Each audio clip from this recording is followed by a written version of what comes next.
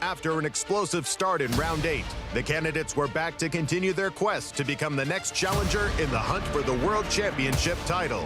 Pre-event leader Maxime Vachier-Lagrave survived almost certain doom to make a draw against Ding Liren, while Dutch superstar Anish Giri defeated Wang Hao in style and now stands in a three-way tie for second, just a half point off the lead. It's the round before the rest day, and the players will be jockeying for position. Round 10 coverage of the candidates in Yekaterinburg, Russia starts now.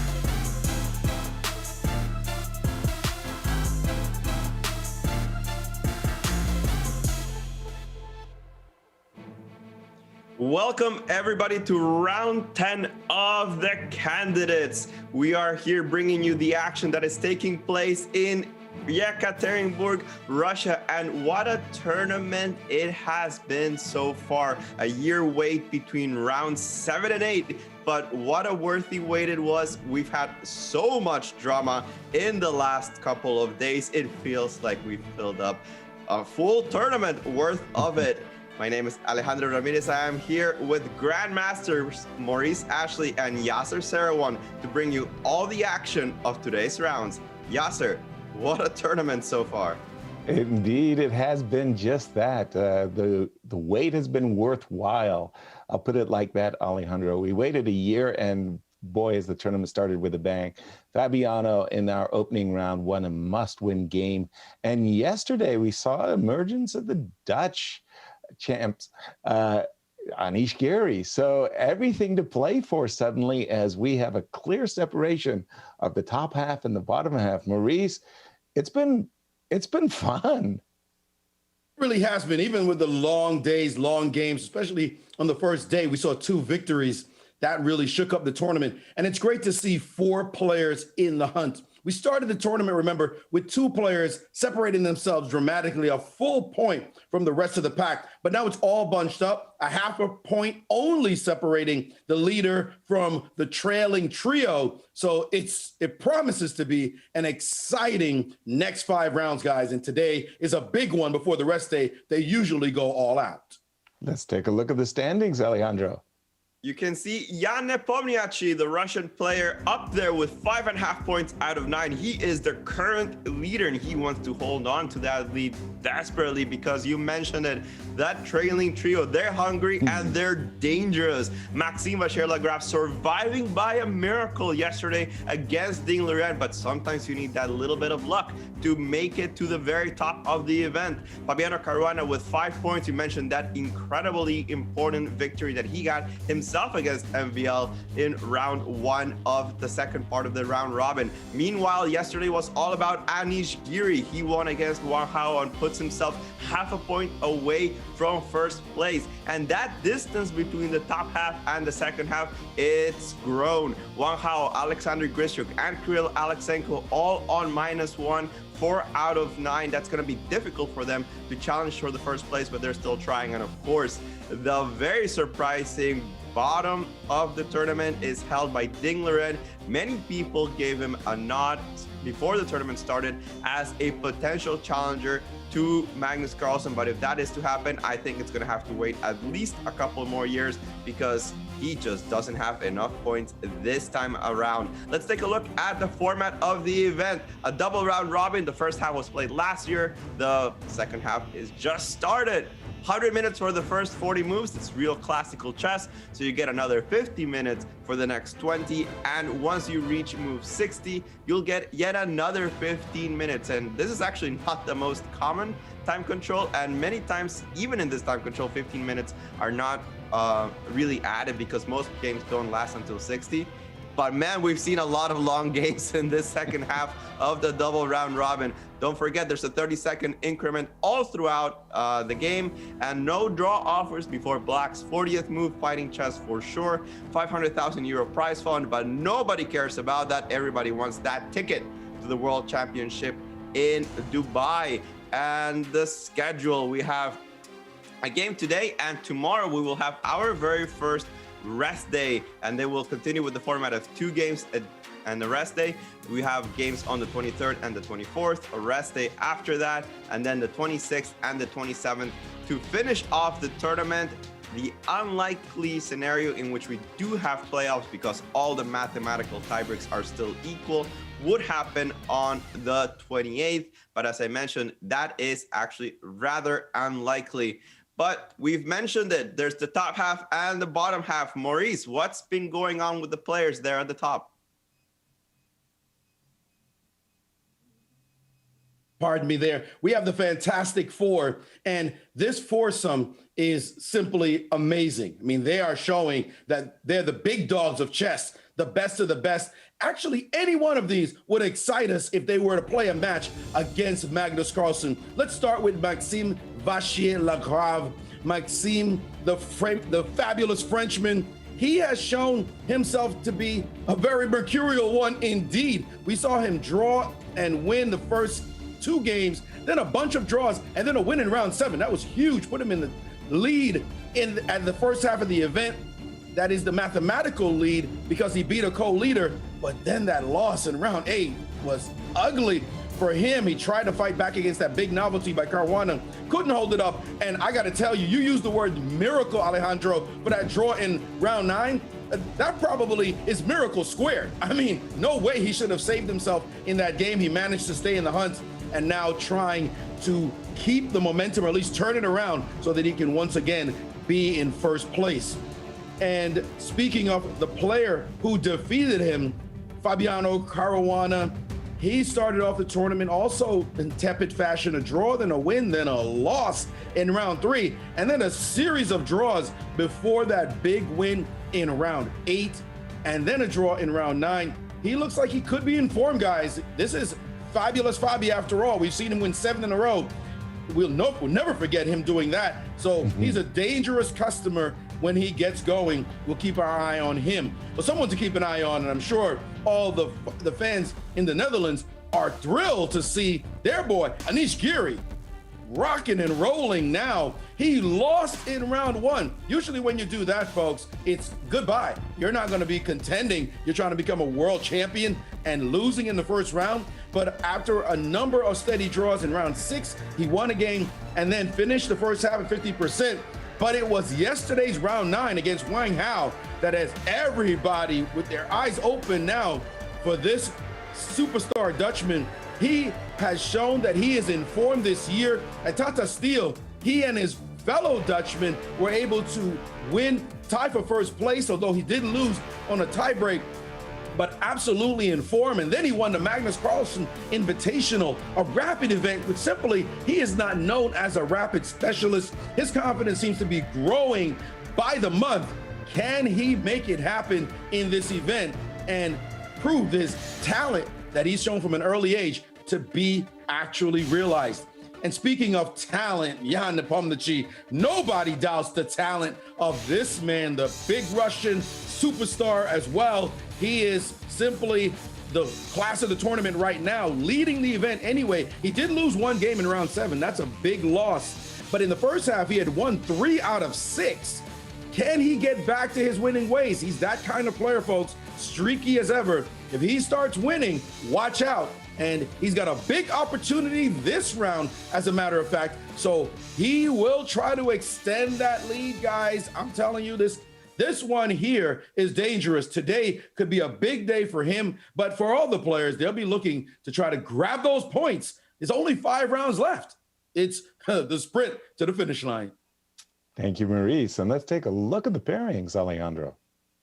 Got to start with that crucial matchup between Fabiano Caruana and Ding Liren. It's true, Ding Liren hasn't been doing great, but these are the number 2 and number 3 players in the planet. And you know that Fabi with the white pieces, he's going to be hungry for a win. Another crucial one, MVL with the white pieces against Anish Giri, both players with 5 points. That means that they're both hungry for that victory. They need to put that pressure on Jan Nepomniachtchi. Wang Hao against Alexander Grischuk, perhaps not the most direct for the standings, both players a little bit relegated, but it's still an interesting game. Meanwhile, wow, everything could be determined here. Jan Nepomniachtchi with 5.5 points. He's playing his countryman, Kirill Alexenko. It's true, he did win against Alexander Grischuk. He must be very motivated, but Alexenko is with the black pieces. He is the lower rated player of the tournament. And Jan, he has a great opportunity here. I think we got to start right there. Yasser, why don't you just take us directly into the action? Absolutely. We're just going to go back a few moves as the round has been in progress. We get to this position. And I just look at the position and I say, oh my goodness, white has an ideal Catalan. Look at this bishop on g2 in an open Catalan, an unobstructed view down the long diagonal. All of white's pieces are developed. Perfect harmony. This is what you want, people, when you play a Catalan. Conversely, on the other side of the board, look across the board. What's that rook doing on a8? That bishop doing on c8? The only good news for Kirill is he's not material bound. But as we go forwards to the current position on the board, the last move was this move, bishop g5. And I tell you, when you look at this bishop, combined with the weakness of the square, d5, now that the pawn has been pushed to e5, bishop takes f6, knight d5, these types of moves play themselves, and it's an enormous strategic advantage. Again, Kirill is not down material, but I would be shocked if the computer didn't say he's down 2 or 3 pawns, because the bishop on g2 is great. This rook on c1, well, you can see there's potential pins on the c file. It's all gone wrong. Like, this is not what you want as black in a Catalan. So Nepo looking really good. Let's jump to the game. I want to point something out about that game. Please. Kirill has 14 minutes. Ooh, almost as bad Wow. as Sasha. 14 minutes. 14 minutes. If this game is not over, I don't know what is. That's a goner. That's 23 moves. Wow. 23 moves in 14 minutes in a lost position. No, 23. 17. 17, Maurice. I mean, 17. 23 moves remaining. Oh, 23 moves remaining. Oh, exactly. That's always what my count is. 23 moves. You got 14 minutes for 23 moves in a lost position. Good luck with that. Bad. Exactly. Crazy. Fabiano and Ding Liren, number 2 and number 3 in the world. Just to remind everybody, in the first half of the event, Ding Liren did inflict a loss on Fabi, and it was a pretty theoretical affair right up to here, Alejandro. And why don't you inform the people about this position in particular? A position that I actually saw live on the board between one of my students, Darius Schwiertz, representing America in the World Team Championship in Astana. He had this particular position against, guess what? Ding Liren himself. And Darius got a winning position out of the opening, but was unable to finish off the Chinese superstar. And in that game, Ding Liren played the move knight b4. And he played the move knight b4 2 other times against Grischuk and against Amin Bassem. So Ding Liren, an incredibly experienced player in this kind of anti-martial positions. I think him and Aronian are by far the players that know these positions the best. But Fabi's saying, I have ideas here. Let me show you what I have. And Ding Liren was like, no, thank you. I played knight before enough. Maybe it's a good move, but I'm going to switch it up, play the move queen c8. And that seemed to catch Fabi by surprise, because he did take quite a bit of time finding the move bishop a3, a fascinating move in this position. Normally, the pawn on a5 is just kind of dead, so you don't bother really defending it, and you play for piece activity on the rest of the board. Exactly what Fabi is doing. Ding Liren thought for a while, perhaps not very familiar with the move bishop a3, or perhaps not expecting this variation at all.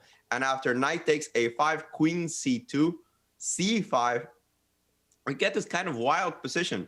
e5, d takes e5, and here white has many choices. Actually, you could take on e5 with the knight. You could take on e5 with the pawn. You could actually even play knight somewhere else. And there's a lot of complications, but Fabi decided to take on c5 instead, keeping the position unbalanced. And you can imagine in a practical approach, trying to win this game, that is, of course, what you want to do. That being said, black is up a pawn. He does have a blockade. So in a strategically complex position, hard to say who's better. I'm not even sure which side I'd prefer to play with.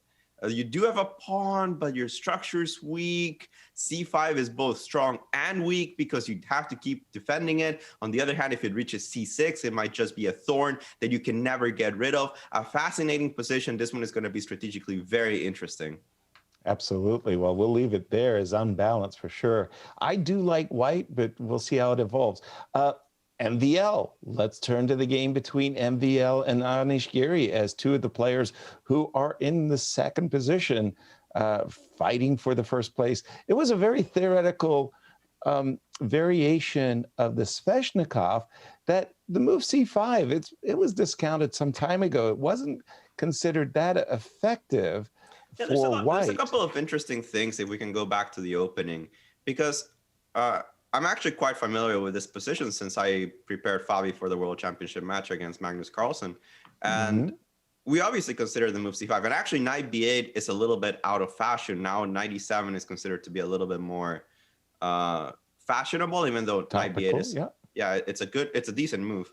So a couple of surprises there. Anish repeating the Sveshnikov, something that's not really part of his repertoire. c4 comes in, bishop e7, and c5, which is also quite rare. It used to be known as a slightly annoying idea if you didn't know what you were doing back in the early 2000s, but it was discounted kind of largely because after c5 castles, black was supposed to be okay. And there were still some ideas, but I don't know if MVL had a new one. And the game kind of goes on. But Anish decided to play this move, very rare move, knight a6, showing that he's prepared in even these sidelines. And after the move's pawn takes d6, we reach this position that really doesn't seem like it's a Sveshnikov.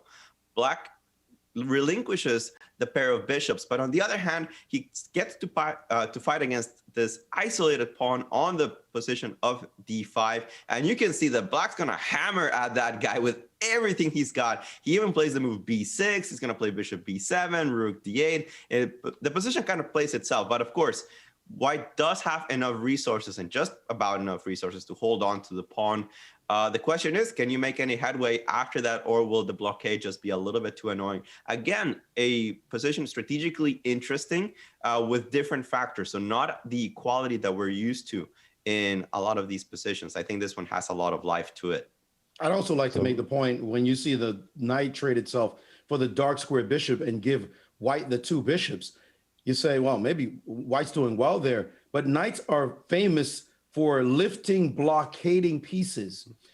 When you sit your queen on that d6 square and you say, well, how are we going to get rid of this queen?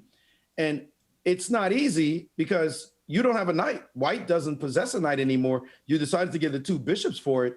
And so as you see the play move along, this queen is just laughing on the square. I'm like, oh, you can't get rid of me. If you try, I can just sit here and then try to figure out how to hammer, as you said, at the light square pawn that white has to keep defending, as black can hit that pawn with more minor pieces that attack light squares than black actually owns. You see what that knight and bishop that black has, they can hit the d5 pawn, but that g5 pawn can never protect it. So the question is really that imbalance. How are you going to get this bishop on g5? How are you going to prove this bishop, wherever you put it, to be a real piece? Like, this is my advantage, is this bishop.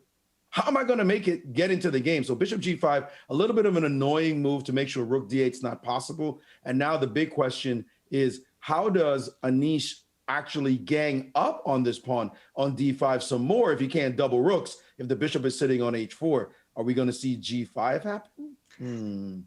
That'd be a lot. Maybe just f6, which of course weakens the light square diagonal. I'm intrigued. This is a very strategically complex position.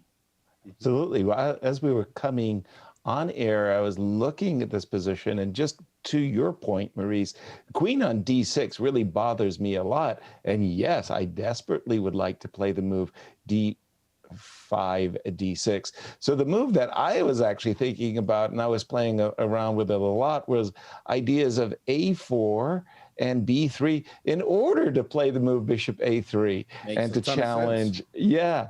And so it was a little bit surprising for me to see them move bishop g5. I was also surprised to see the move h6. I was actually thinking that black would just play f6, king h8, and say, okay, what is your bishop going to do? You're probably going to bring it back to e3.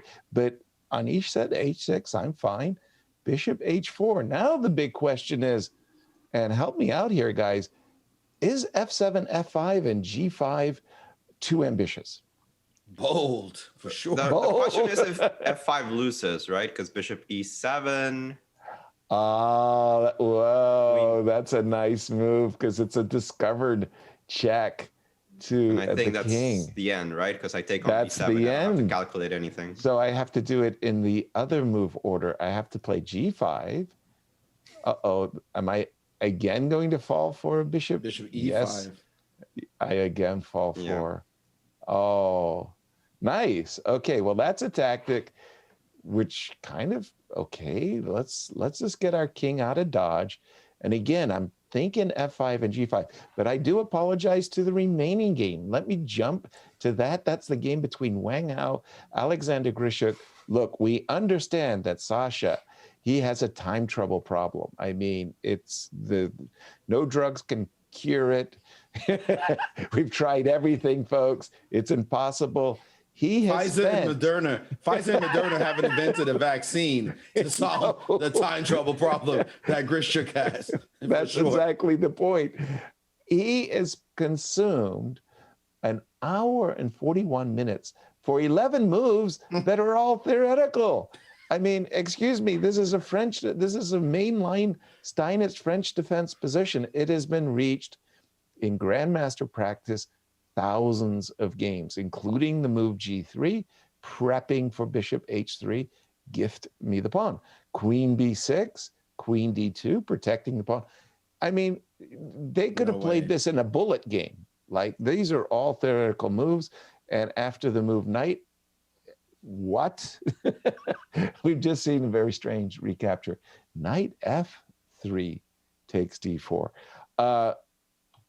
I don't know what's going on with Sasha. I mean, this is not, it's so impractical, guys. It's just, is it bad form? Is it insecurity? It's Grischuk. That's what he does. You know, he's mentioned over and over again that even in known positions where he knows what he's doing, he just wants to look at the position and make sure that he knows the spirit, he understands the concepts. But this one is kind of complicated. I do understand in some ways because there's a lot of calculation to be done if you're not familiar. Now, after the move Queen D2, the position has been reached twice in Grandmaster level play. Russian Grandmasters Fedoseev and Morozevich reached this position, an interesting clash of styles because those are like two of the craziest players the chess has ever seen in a good way. They're incredibly wild creatively. Original. Very original. And Kamsky reached it with, guess what? Ding Liren with the black pieces back in 2011. And it's a very complex position because after c takes d4, you actually don't really want to recapture with the c pawn.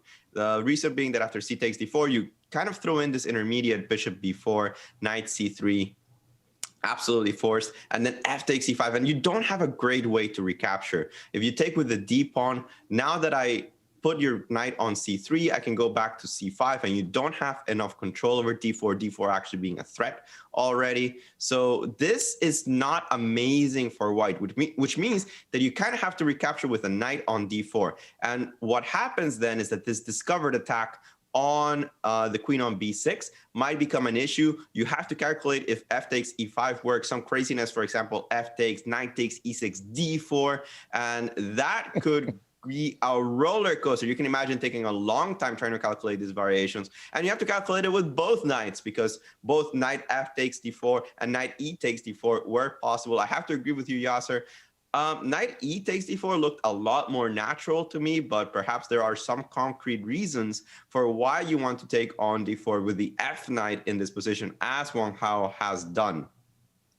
Well, in that one line where we had captured the other way, in this case, after the move d5, d4, if the players do in fact go down this primrose path, there is the move knight c3. A moment ago, the knight was on f3, and we wouldn't be able to block the bishop. So maybe there's some really marvelous, subtle reasons why you want to take with it. f3 knight, I just don't understand how Sasha could take so long to get to this position. Again, he's got 15 minutes to the time control. Let's again jump quickly to our leader. This is done. It's done. It's over. It's over. Bishop e4 just easily wins now. When we left it, I mean, guys, Nepo didn't break a sweat in this game. I mean, a sweat. He has an hour and 20 minutes left. I mean, total. Oh my goodness! Just what he needed. Rook d1, knight d1. I warned already that watch out, you're in a pin, and rook to d8. I guess the immediate b3 might run into some problem with, I don't know, knight to d6 is a possibility. Nepo said, wait a minute, I've got a different threat, a completely different idea. I'm just going to go queen takes h7 check, munch a pawn. It's done. I mean, you can't defend this pawn. Yeah, this is a very well-known pattern where you get this battery on the diagonal and you can't block the diagonal with the move g6. Queen h7, problem, bishop d3. The problem is the knight on c4 because it's not really mate. You could play h6 if you don't want to give away a free pawn. Sure. You can play it after bishop e4, h6. Okay, I'm not giving away a pawn. But that tactic that you mentioned, Yaz, with the knight going back to d6, attacking a queen, so what? Now the bishop, like this tactic, at least I'm hitting a queen. Well, what if the queen disappears? What are you going to do then? And bishop to e4 is exactly, first of all, defending the queen. So you could even go for the tactic. Now probably b3, knight. Actually, here your knight just play queen h7. I mean, your knight is hanging, so this would not be necessary. So just throw the queen in on h7, as you pointed out, Alejandro. And with that check, that's the end of the story. Time to resign. Nothing to do. Guys, I'm gonna have to say, throughout this tournament, the first half of the candidates, Kirill, I didn't think, okay, he's the best player in the tournament, but you can say he can hang with everybody. He was having some good games. He put a lot of pressure on Nepo himself. He came back in the second half and beat Grischuk. And I thought, a lot of people discounted him and he showed he could hang. But man, this one is like for the critics, right? Like what is Alexenko doing in this tournament? I would lose like this against these guys, but he's Super GM 2700, should not. In fact, let's just say this single game is his worst game by far. Yes. By far. It's horrible. Yeah. Let's be real. Yeah. I don't think you can play worse than this. And any self-respecting GM goes down like this, you feel like, what am I here for? Like this is crazy. This is him just simply forgetting something about the opening, and we all have horrible days. This has got to be one of the worst games he's ever played, or at least in recent memory that he's played. And he's going to be really disappointed to have delivered like this in such an event. I think it's embarrassing to play like this in the candidates. Yeah, I mean, this is the kind of chess that if a student came to me and brought me this game, I would have to say, well, you need to play with all of your pieces, and the rook on a8 needs to develop, and the bishop on c8 needs to develop. What is this? I mean, he just got completely crushed. Yeah. Well, he had a horrible opening, right? The Catalan dream just happened instantly. And you have to point it out, as I think you are now, to show that this had to happen very early. Well, exactly. In these Catalans as black, you really need to get in this move b5. And this move bishop e7 and castles is just... okay, it looks good, you develop it and you put your king into safety, but that's not what it's about. What it's about is being able to challenge this long diagonal, and black really needs to play the move b5 and bishop b7. He can play bishop b5 and bishop b7 and then develop his king side. He has no problem. So coming onto the show, Alejandro and I were just discussing queen c7 followed by b5 as a way to get developed. And there are other lines like here in this position, without the move knight c3, oops, excuse me. Even with the move knight c3, you can play b5 immediately. It is a line. Yeah, I just want to put up a different kind of a line for a moment. The idea that you get to play b5, yes, knight can jump to e5, but then you block the diagonal. So really, Carol's problems started very early, and it was these two, I want to say, lackadaisical moves, bishop e7 and castles, that landed him in trouble, because right here, right now, is the problem. You can't play b5. Even if you wanted to play rook a7, the knight would just land on c6. So before you know it, by the way, bishop e3 was a good move. And again, Alejandro and I was like pounding the table. Bishop f4, look at this, Alejandro, e5, knight f5. Again, a very nice advantage for white. Something like that occurred anyway. Bishop e3, knight b6, rook c1, and we got a situation. Well, this is just terrible. You got to like what Nepo did. It was the bishop e3 move. That's a smooth move right there. The point being, he's saying, your position sucks. I don't have to do anything by force. There's only one thing I need to know, is that you're down material. You're down material. Your bishop on c8, your rook on a8. You're down material. I mean, you can act like they're on the board, but in fact, they don't exist.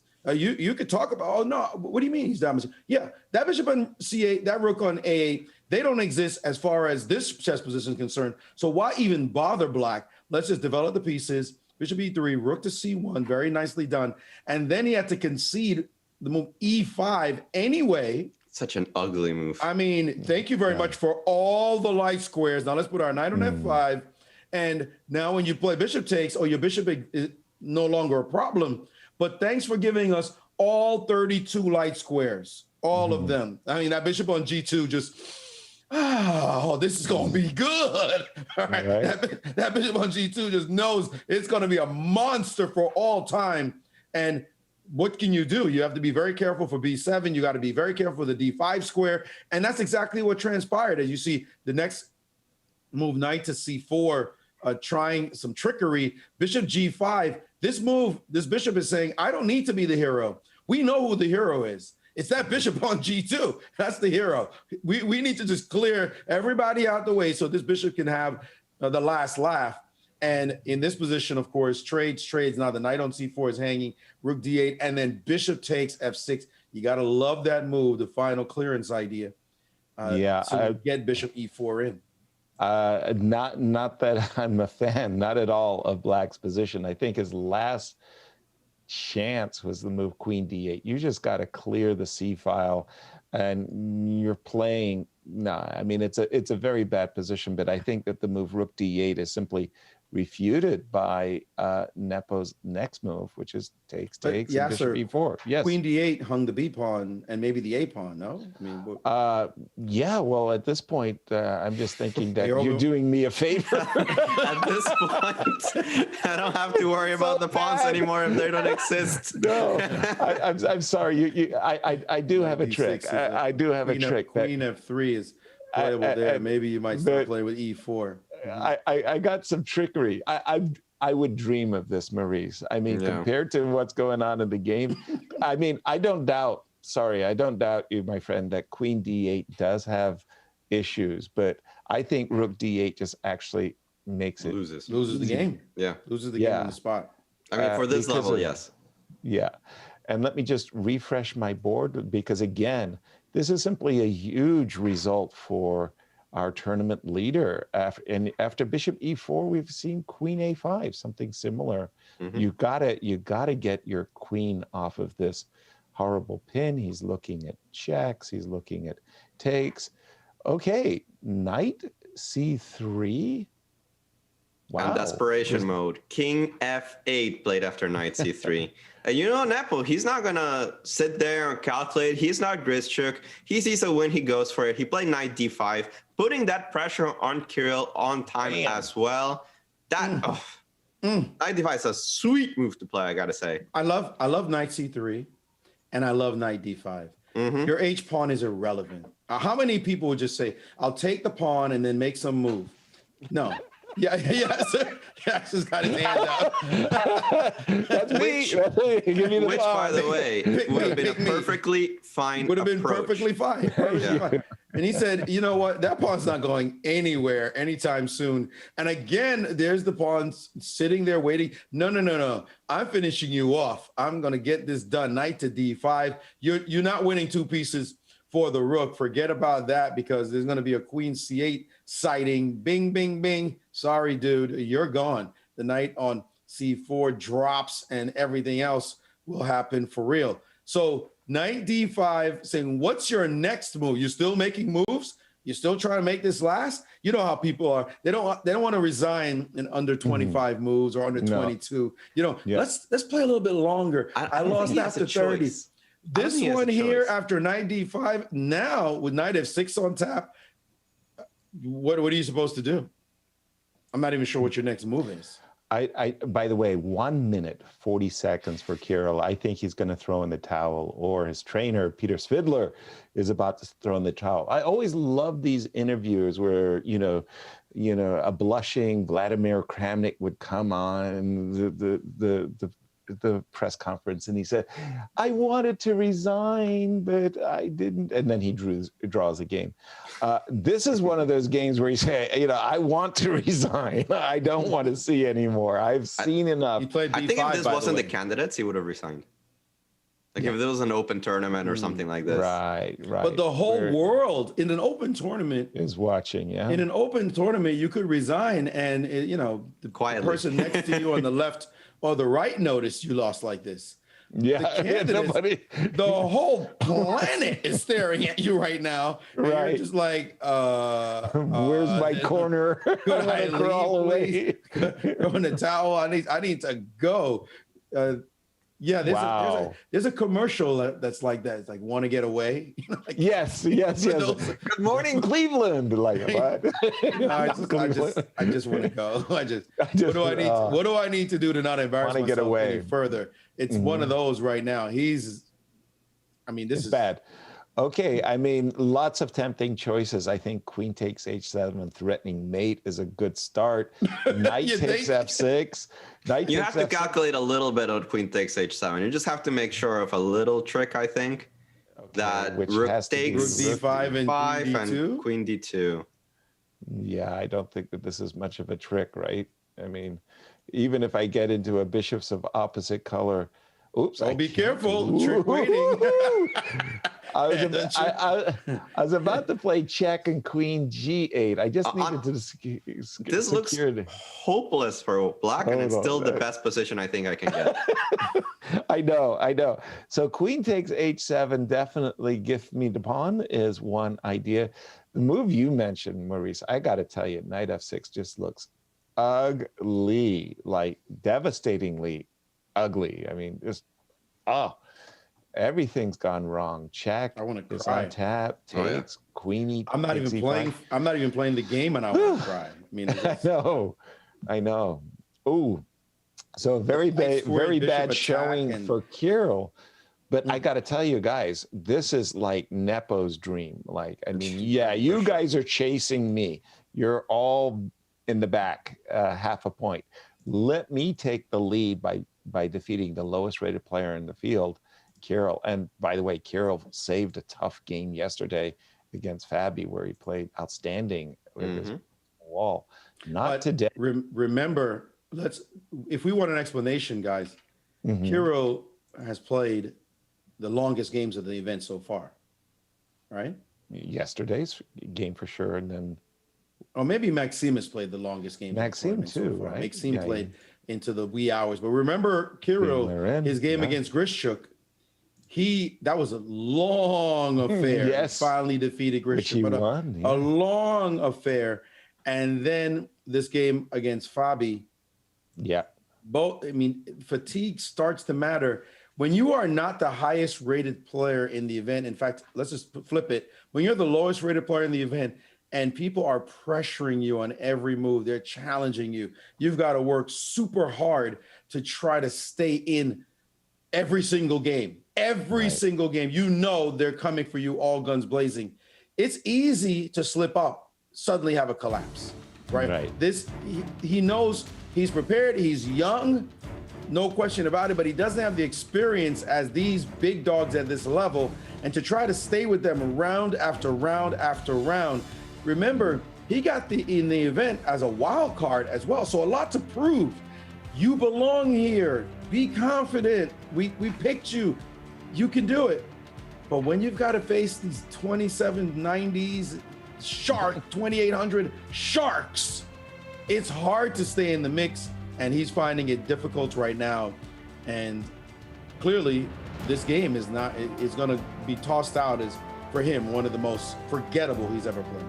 You know, I'm going to counter with something there, Maurice. I agree with a lot of the things you said. Obviously, it's not easy to play against these players, but in some ways, I feel this is just a failure of preparation. I would understand if this happened to him in the candidates last year, and you just don't have time to prepare for everything. He got a spot, and then you got a couple months, right? And you got to prepare D4, all your white. Like, you have to prepare so much. But he had a year to fix his repertoire. Any hole that he could have, he had a year to prepare for this. And this is a basic Catalan. It's a D4 less Catalan. It's part of many, many grandmasters' repertoires. You should be able to come out of the opening alive. Yeah, I would just buttress another point, which is exactly here. This position, queen takes c4. Jan has been playing this with very interesting ideas of b3, bishop b2, queen c2, and knight g5. I've seen a number of games also against Shak Mamidarov. In other words, Jan, you could count on Jan having this position. Now, 10 moves later, you're lost. Strategically lost, just bad. So I agree with you. It was it was a really bad failure of prep. A6, queen c2, and I'm just saying that we get to a position where you're strategically gone right here. You're already, it's really bad. So prep, you're right, prep, bad prep. And sometimes you get caught, and this is kind of my point, right? Sometimes you get caught in the opening, in open tournaments, or even in some round robins where you just haven't looked at that variation, you forgot about it, what to do. But this is the candidates, guys. Like, it's a different tournament. You're supposed to be so completely prepared against anything they can throw at you. And if, Yasser, you're mentioning that Nepo plays this. Exactly, he does. It's terrible. Yeah. 22 moves, by the way. He could have resigned on any move before this. Knight c3, move 21, knight c3. I know you could have said maybe a little bit even earlier, but move 21, knight c3, nobody would have faulted him for resigning in this position right here. I mean, it's just that bad. And then when knight d5 happened, for sure you could resign. Like, just stop. b5 is ridiculous to let your king get shattered like this, knight f6 and queen h7 or queen f6, and you just, this is just miserable. I think the only reason you don't resign here is that white has so many choices. You were saying Levon's expression. You just give me a very, very, very clear and narrow path to victory. I'm happy. Don't give me too many different options. And that's the problem. White does have some good options. But once he settles on one, I think it hits its mark, whether it be knight f6 or queen h7. It's just terrible. Let's jump back to the game between the world's number 2 and 3 players, Fabi, because this, even though Fabi is down a pawn at the moment, these double pawns in the center of the board, to my way of thinking, are bad. They're just bad, and I like White's compensation. When we left it, we just left it after knight c6. Somehow I thought that Fabi might play a little bit slower, a move like h3. He just immediately went knight e4. I think this is a big strategical threat. I don't think you want to see that knight landing on d6. And he has taken on e4 for that. Yeah, I was about to say, I wouldn't want that knight hanging over me too long, and he captured on e4. All right, so this is our situation. What's our assessment? It's a tough one to evaluate, it's not so much about the extra pawn or not the extra pawn, because honestly, they're so weak, right? But on the other hand, do these pawns give me enough central squares that I can play with them? For example, can I get something to d5 where it'll be very well anchored? Can I get something to d4 where it will be very well anchored? Something like rook d8, they exploit that my pawn on e6 is covering some crucial squares in the center, and I can maybe post up my rook on d5. There you go. Maybe start pressuring that pawn on c5. I think that both sides have chances. Obviously, white has compensation. The question will be, is it enough for an advantage? And that's a tough one to ask. He's going to have to pressure the e-file. He's going to have to pressure the king side. I think that he's going to be heavily eyeing moves like h4, knight g5 to start really asking questions on both sides of the board.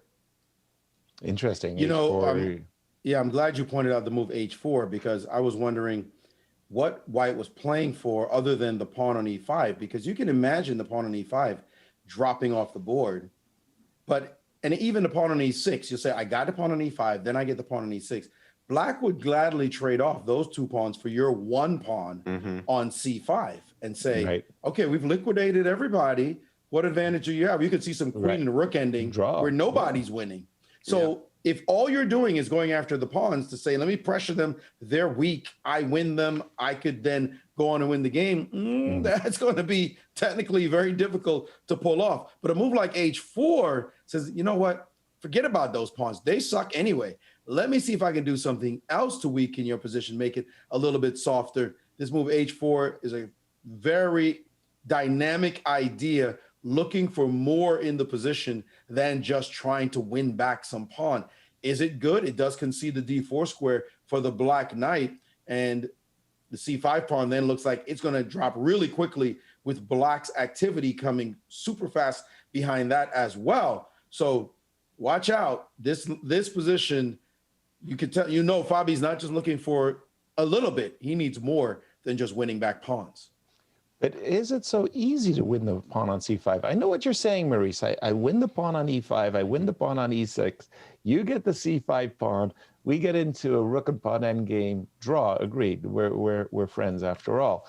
But is it so easy for black to win this pawn on c5? Because it's like, okay, if we just do it in this fashion, right? There's a pin on the line, and suddenly it's not an ending. It's still, you know, white for choice, I would say.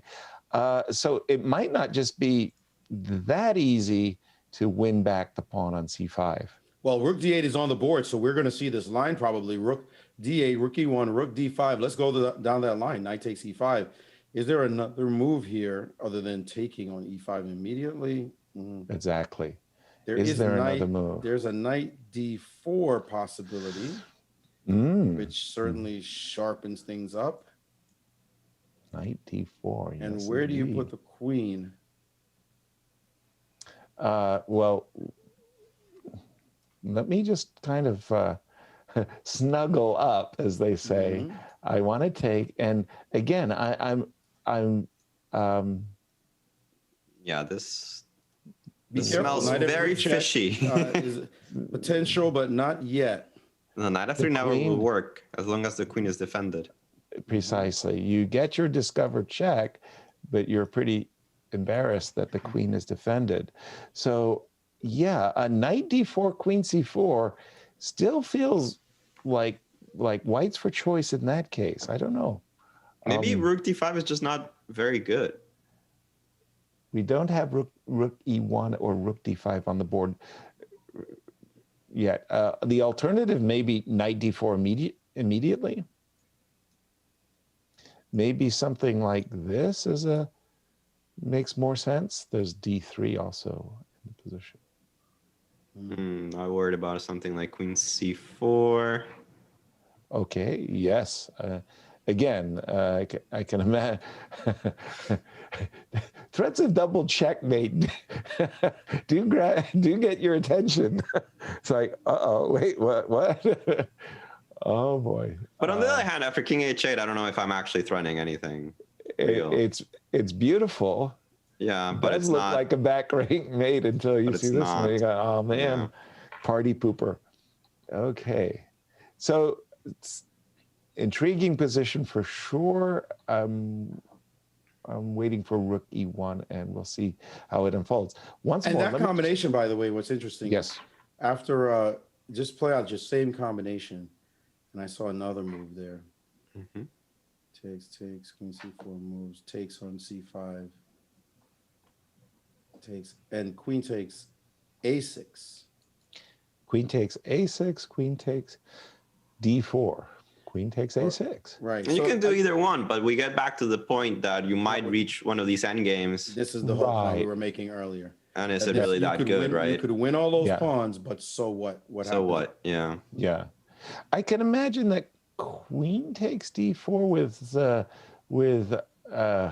so many majors on the board. Black's king is a little bit more vulnerable than White's king, but there we're talking, technical. Yeah, it's small. It's a small advantage, small. but Yeah, will you okay. actually win it? And Exactly. H6, I would play H6 in that position, right? To lift the back rank, maybe. Even and even keep queen all the e6, I threats. think, was okay. Queen d4, queen e6. Oh, that's cute.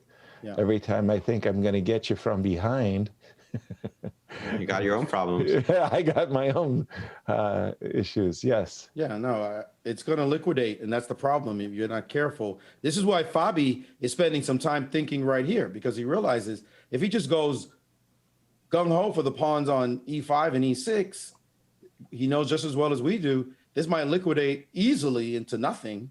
And why are you playing like this? And that's why I really liked your idea, Alejandro, if it's legit, of playing for something else in the position. H4 also lifts the back rank issues for White, so there are no tactics in the wild tactics in the long run. But then again, I think you need to play rook e1 first. Is that the move you played? It was rook e1. He hasn't played, but I think rook e1 seems important because if you don't have this pressure on e6, knight d4 just is really strong, right? You're undoubling your pawns. You're creating a pass. Pawn d3 will be a threat. But is this real? So let's take a look, because this is very critical. Knight takes d4, pawn takes d4, rook takes e6. Yeah, and it's the truth of knights. Knights are those jester pieces on the board that keep the imbalance. When you start getting to pure linearity, once the knights are off the board, then it's all about diagonals and ranks and files. And if they don't give you anything, it's just dead. You just nothing for you to do. And we see the tactics here. We're trying all these linear tactics that don't end up going anywhere. There's no back rank action, anything like that. Ooh. That move was cute. Ooh. That move, now that's a linear tactic that you got to pay attention to. Some back rank action, maybe. Because bishop a3 is met by queen takes c8, winning at least an exchange, but No, that's game over. that's got to be game, right? Yeah. Bishop f8 is the only move there. We should point out Bishop f8 was the only move, and then takes on c8 and defend. But you're not going to fight the rook. Oh, that game is dead. In the long run, here, Bishop f8, rook takes, and king g8, and it looks like you're going to get gobbled. You still you're can't just push down the yet, exchange. but you're It doesn't matter. down a real exchange. Yeah. With threats coming. So that's a nice idea. If you can get Some away with ideas, that. something to go on. Well, go Something on. Yes, for- that's critical. sorry. If you have rook Okay. e5, that's huge for the game. Queen c4, king h8, and rook e5. What does he do? Bishop, He does have bishop f8. He does have bishop f8 now to deal with the back rank early. Because if I take and rook e8, I have rook bb8.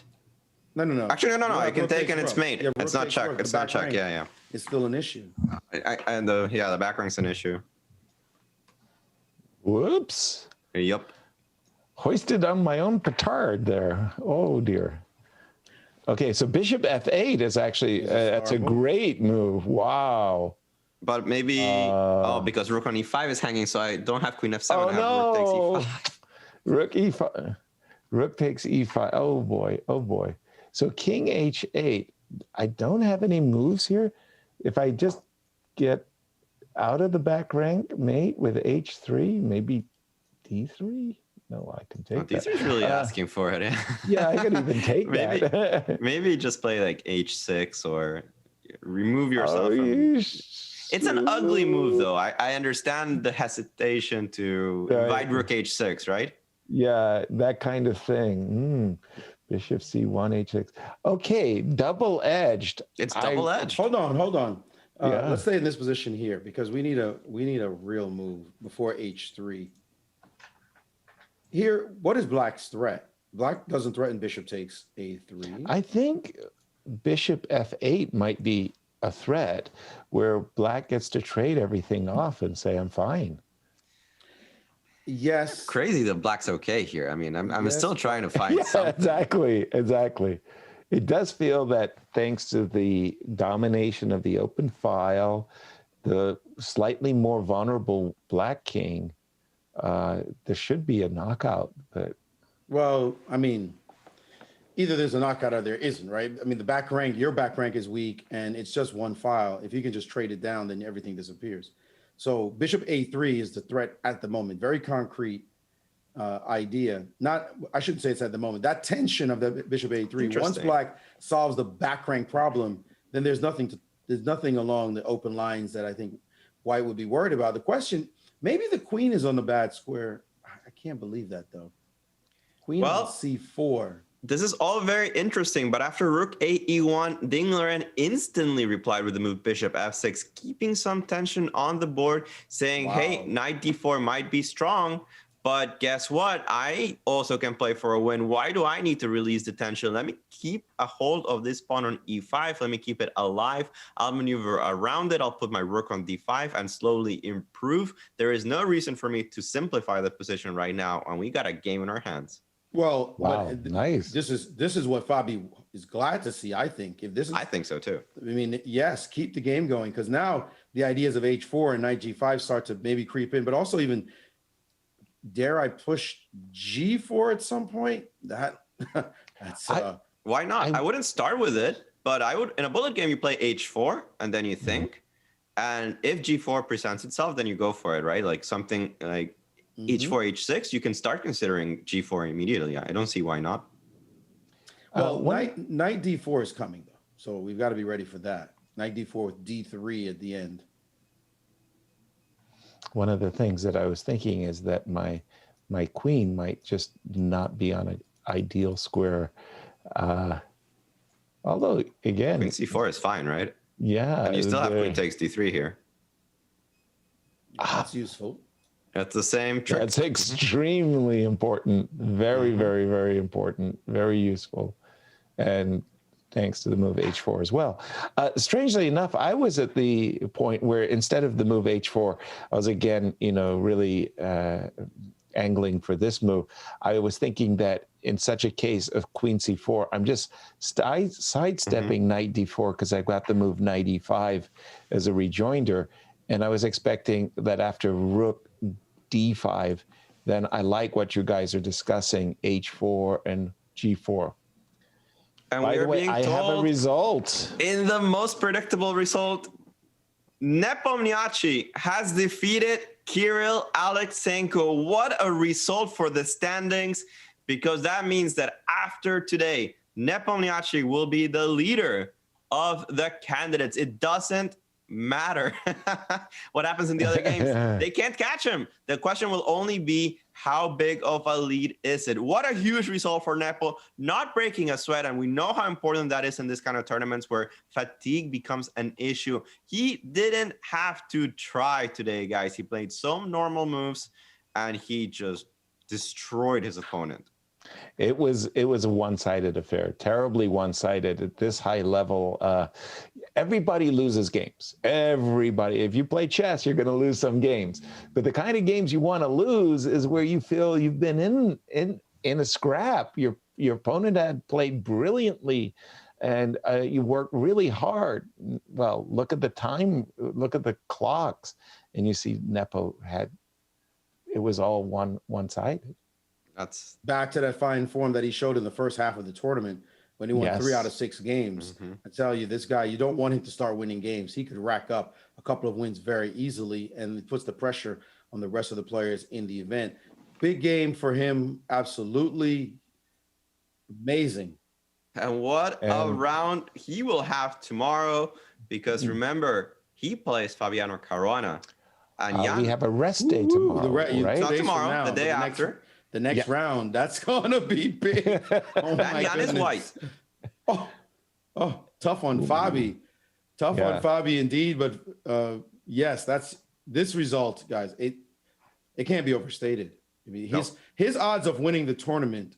First of all, anyone who's not in the top four, the top four have been effectively eliminated after this win. Just anyone not in the top four, just gone. Right. You're not catching this number from where you are right now. That just we don't believe in fairy tales. The other three also know, boy, you can't lose another game. Not with his number. No. You just can't. The next three, they're currently a 1.5 out. None of these three can afford to lose a game. Like that's just disastrous.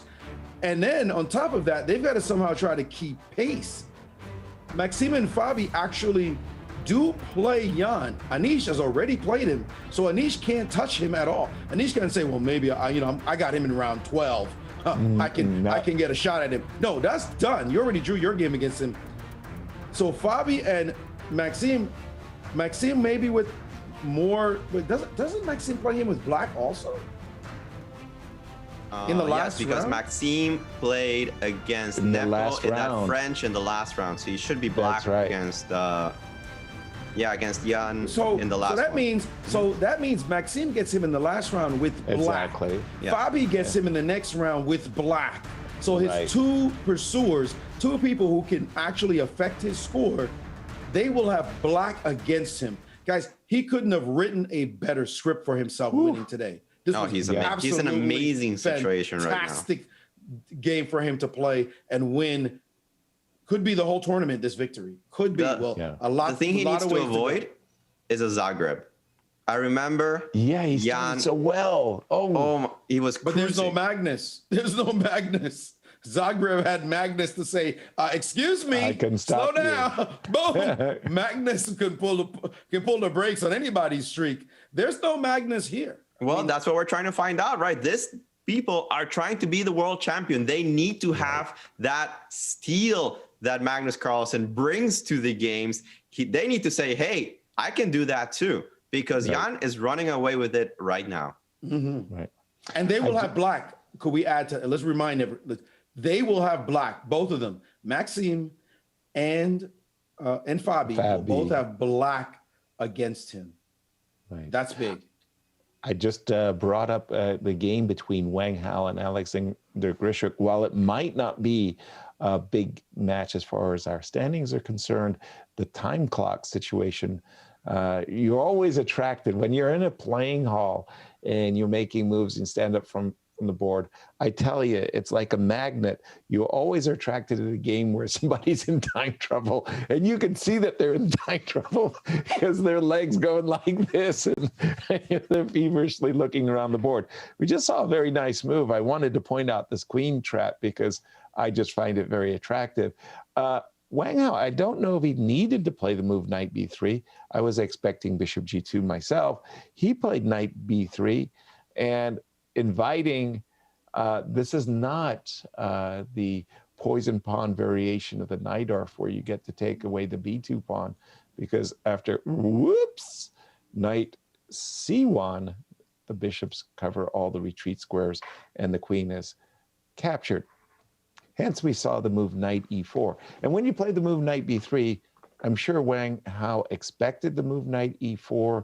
What do you think he intended as the follow-up, gentlemen? Well, there's two choices only, right? Queen d3 or bishop takes b6. Bishop takes, knight takes d2. The endgame, how do we feel about that? Just taking on d2, saying you have a little bit of a crippled pawn structure, but those two bishops, they are a little bit scary. And if you get in the move e5, maybe he has something like takes, bishop. Well, I don't know. I mean, I'm still... as a French defense player, I want to play e5. I don't know if I like this ending as much, but I'm not really a big fan of moving my queen either. It's strange. Would you have played knight b3? Wouldn't you both have just So bishop g2, stopping e5. Let black solve the problems of the pin. You can't jump right away because now I've got a very nasty discovered attack. So I don't know if I like this move, knight b3. Bishop g2 feels so normal. Unless I'm missing something. Oh, bishop g2, queen b2.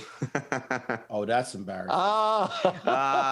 Thank you for clearing the comments. I didn't understand what. Yeah, nice. okay. This makes sense. That's a beautiful fork. Thank you, Alejandro. Well, somebody's awake. That's good. I'm on my second coffee. Nice one. Okay, that's what. Okay, that really does make a lot more sense suddenly. Yeah, so there was an actual threat in the position with queen b2. He has to get rid of it. Knight b3. Well, yeah, then you start thinking about moves like knight b3, right? Yes, exactly. But you have to see queen b2 as an actual threat too. All right, knight b3, knight e4. We're back on track. Okay, let's try a different approach. Queen d3. Just saying, okay, I'm attacking your queen. I want to play bishop g2, and I want to take this knight off the board. Are we playing backwards? What else do you have? Are you gonna play? No, but you can. 6? It's such a strange position because this queen wants a good square. I really want to put it in a better square. What's your ideal square for black? That's the thing, right? Yeah, I'm not sure what the best square is. E7 a great square? I mean, should you go queen c7 to e7? Is d6? All right, let's put it on d8. It does have a purpose immediately because I maybe can get away with e5 here. Give me this pawn and give me this pawn. Maybe I can't get away with e5. Yeah, that just. I don't know. It's the center, black center is a little shaky. Let's just put it like that. It's not most solid, but if you're not playing for e5, I'm not really too sure. Maybe it's time to just say, okay. You got the best of me. I have to go back. No, as a French player, that's too sad. Wait a minute. As a French player, we all know the knights belong on f5, not e4. E4 is far too aggressive. Too aggressive for a French player. Yeah. F5 and c4 are your squares. You're a French defense player. Which side? I was going to say either side, but you know me. I'm from Brooklyn. Yeah. We got a castle queen side. Queen side? It's not so crazy because your vulnerable center might get under attack very easily. You long castle, rook he1, knight d4. Again, the thing about the French, right? If you don't get e5 in, you're basically playing down a piece. This guy, the bane of the French defense. I'm counting on the fact that I'm pressuring d5 and you're running out of moves. Plus I might play. Don't think I'm not going to play g4 at some point and really try to hurt your feelings. Yeah, somehow I feel that black's down too many tempi in development here. Fair. I don't disagree. So the more I'm looking at it, I'm not going to go into the ending with bishop b6, but I am going to go into the middle game with queen d3 and bishop g2. Looks favorable. Once again, let's hold on. Let me see if there's... Oops, sorry. I just wanted to see the position for 1 second. No, that's just too crazy, yeah? You want to play knight b4? Knight b4, but... No, I can't make it work. It's like you're punishing me for doing something that I don't see what I've done that is so terribly wrong. Yeah. No, well, this at least... This is unnecessary. I think it's unnecessary. I think you should just move the knight back to d2, but I mean, this also doesn't look amazing, I have to admit, for black. Why couldn't I play bishop d2 in the previous position? Like when you did this thing. No, not this one. Not this one. No. I don't want this one. I mean, instantly. Yes. Yeah. What am I going to be suffering from? No, I don't know of this suffering. I mean, it's a peace sacrifice for nebulous compensation. What can I say? I just don't like the position. I was trying to make something work. Sometimes in this French defense, you have to make use of the fact that the bishop's not on g2, and then one check, a lonely check, the king on e1 might not have a good resource. Right. But in this one, it looks fine. I'm wondering what's taking him so long to play queen d3, because he's spending an awful lot of time in this position. Queen d3 is the most natural looking move. And I think he's probably looking at knight b4, or spend some time at least to look at knight b4, because he's got to feel like, dude, your position looks terrible. And if I just make these next two moves, you could be just gone. And maybe he's calculating this queen b6, although what happens after knight d4? Looks like a piece. I mean, is very E5 something he has to be worried about? Knight d4, e5 here, and something like this. No, this would be a dream. At least you feel like you're in there kicking with some kind of a chance. Yeah, puncher's chance. Practical right? chess, like my students like to say. Practical. So chess. maybe. So then he has to calculate the alternative. If this bishop d2, queen b6 is that annoying, you can't really find an easy. I was looking for an easy consolidating move. Does queen e3 do it? Maybe queen e3. I mean, I'm always ready to give the b pawn up. I'll take this piece over the 2 pawns for sure. Of course. So no, I feel knight b4 is a little bit too much fantasy. Mm-hmm. But then knight b4. So then probably in trouble. What is he thinking about then? What is he thinking about if he doesn't play queen d3 right now? Queen d3, bishop g2 is just what the doctor ordered, right? Easy choice. Right. So what is Wang Hao spending so much clock time? I don't know how much time, but we've been able to discuss this. We've been here for a while. So much clock time looking at this position. Yeah, especially because the endgame seems so not promising, right? I don't know. Maybe it is promising. After all, it is a really ugly structure. Even if you get in the move e5, I don't know. That that solves all the problems. The king on d2 is so weak. I know, it looks weird, right?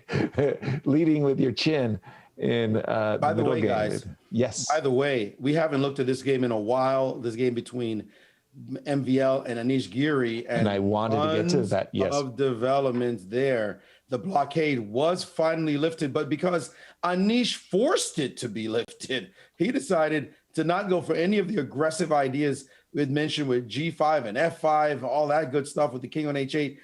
He said, let me play completely differently. And after B5, bishop to B3, he did the old switcheroonie. Wasn't that knight on A6 once upon a time? Yes. Right in the opening it was. He decided to put it back to A6, ignore the D5 pawn, and give white this move, queen E2. And then knight C5 was played. I think it was the next move, yes. And give me the B pawn. Why not? Some compensation is the argument on the B line after rook. Why did not take with the queen? I think he wanted to develop his rook, but you're right. My first instinct was queen takes B3, but okay. Look at this. Ooh, so F3. opposite color bishop middle game, extra pawn for white. Practical chances, did you call them? They particularly call it the practical aspect of chess. This is when they make a move that makes no sense, but they play it quickly. Okay, even weak moves played quickly can be impressive. I don't know, guys, but I would not want to embrace this position. But this is their lifetime results. Anish Giri with a lot of draws. Never have I seen this. Shocking. Not fair. But look at that 3-3.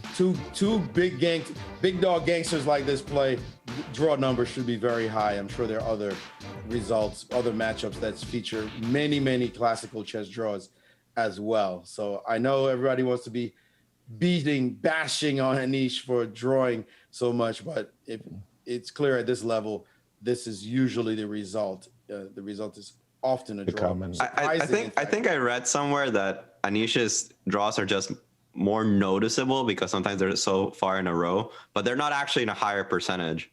than the other players.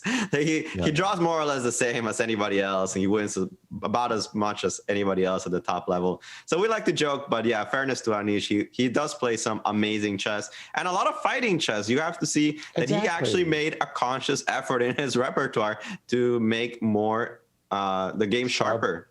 Exactly, to sharpen it up again. He became a very strong, solid grandmaster, keeping his Russian defense, Petrov defense, to 1e4 intact. And he beat players like Hikaru Nakamura, for example, on the black side of those Petrovs. And then you saw this very conscious decision as he was maturing, as he got into his 20s, that, you know what, he's going to mix it up. And he started playing different types of Sicilians and, well, playing them very well. This position, however, I'm sure is not one that he wanted to get. This particular position with White having, you know, a runaway criminal all the way on d6 already and a bishops of opposite color. This strikes me as dangerous for Black. How serious is it? I'm not sure. Well, guys, take a look. Let's get back. Let's get back to a good position we talked about. We wanted to see happen. It's happened. The Fabi game, and the board is lighting up. Oh my! Wow! But we saw. I was thinking of moving the queen to get out of a potential knight d4 idea. He moved his rook because he said, I'm not going queen side. I do believe I'm going king side. Go ahead, drop your knight in on d4 and allow me to play queen g6. I've got big aspirations, and look at it, g4. Bigger than big aspirations. G4 on the board. Okay, that's bringing the wood. Yeah. Top players draw a lot. I don't think this one's ending in a draw. I feel like there's going to be blood spilled by somebody in this game. G4 is move number 26, 14 moves to go, and only 17 minutes on the clock left for Fabi in this electrifying position. Wow, number 2 in the world, number 2 playing number 3, and we get to be treated to this game, guys. I tell you, the move bishop f6, the one that, right here, we had focused all of our energies on the move rook d5. Instantly came the move bishop f6. We were already kind of moving into that direction, h4, knight g5, and not going for something really forcing concrete captures of the pawn on e5.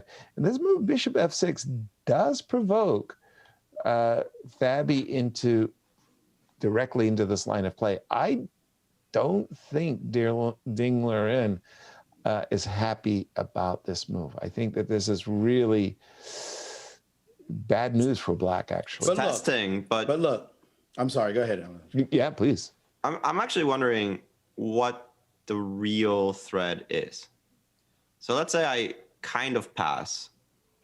I don't know how to pass here. Yeah, it's okay. I'll make a passing move and you say. I just wanted to understand like where exactly White's attack is going to come crash through. Like, what are the threats? How do I defend against them? Right. G5. All right, I'll take.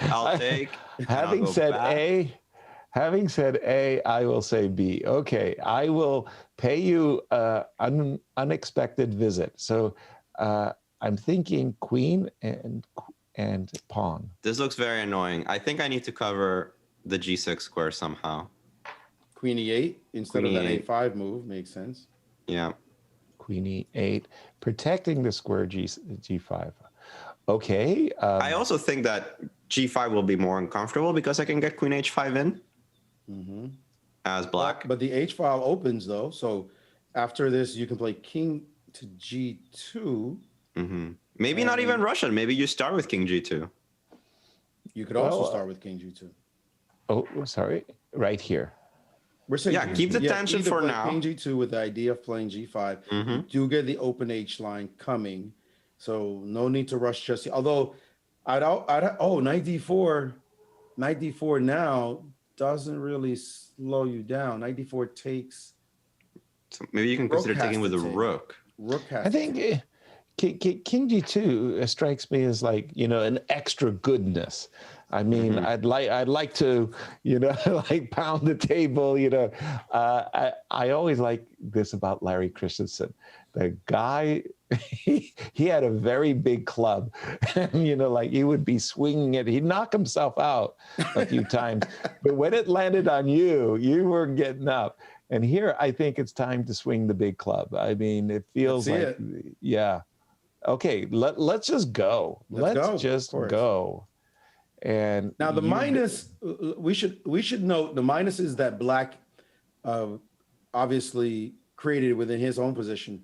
The move h6 allowed for g5 to be a move to hook onto this h6 pawn, and the move also weakened the g6 square, right? So that's that. But White has played g4, g5, creating his own weaknesses. His king is further exposed. Yeah. And by pushing the bishop to e7, c5 now becomes a straight tempo that he can exploit. So both sides are playing specific chess. Like you better play super accurately from this moment. So now you want to play rook h3 and knock him. Bishop g5, your knight e5 is weak in that square. There's a lot to calculate here. Well, the queen can get to h5. Like you could do something like this, you mean? No, not in this position. You would take, I'm guessing, and get your queen to h5, where you could potentially harass my king. That is certainly one line. Why couldn't I do it on the last? Why couldn't I have even done it without taking? I'm sorry? Without. Continue your line. We're analyzing your line. Takes. Knight takes. Sometimes I get lost, Maurice. You should just give me the move No, I number. want to. Right here. Just keep going. Your line. Knight takes. Knight takes on e5. Takes. And why can't I play queen h5 after rook takes? I thought e7 was hanging, but maybe it's not. It's not because I got queen g5. Exactly. There's a nice geometry there. Let me just show folks in the audience. Whoa. That picks up the exchange. So no, but rook takes, pawn takes. Is it time to? But the queen g4 move creeps back in. Yeah, we're not playing I'm not playing this for a win. No. So that's the problem. Black created weaknesses, but White created weaknesses in order to exploit Black's weaknesses. That's chess. That's chess at the highest level.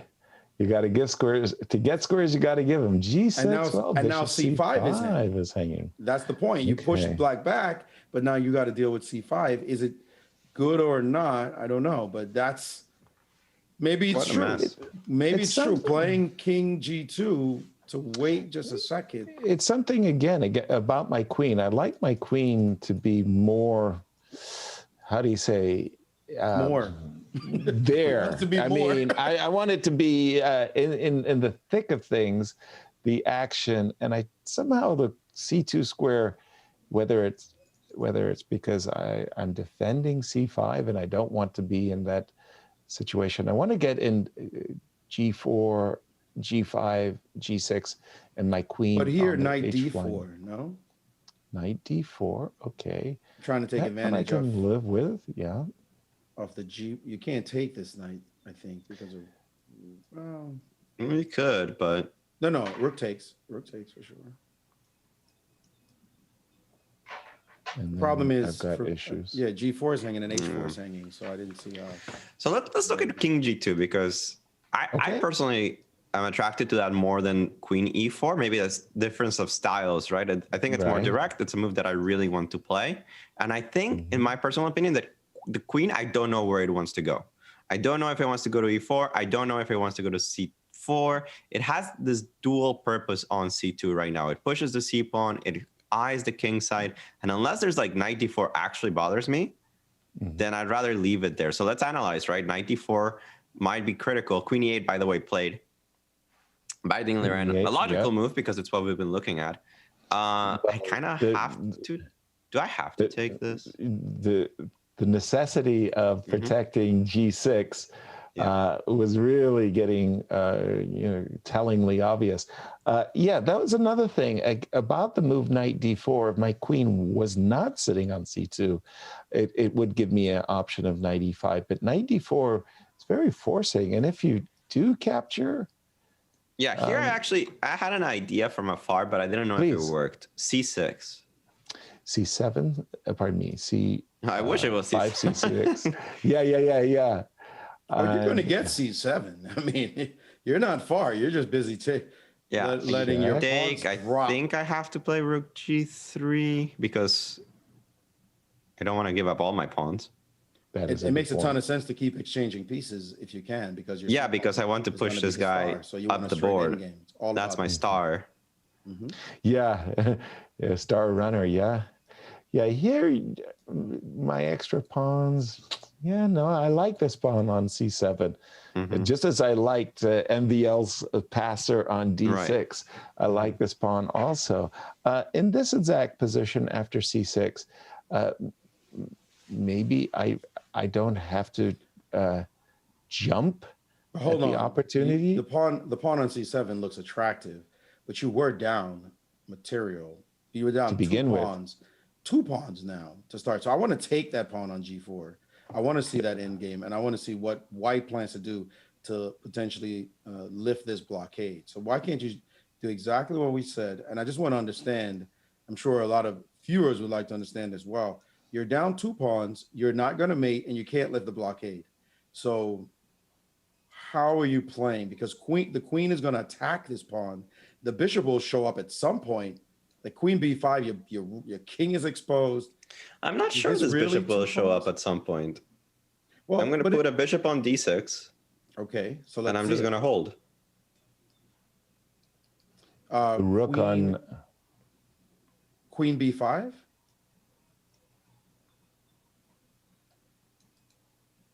Rook d1, let's say. I don't want to allow that queen. Maybe king h2 is a good move here, just to get.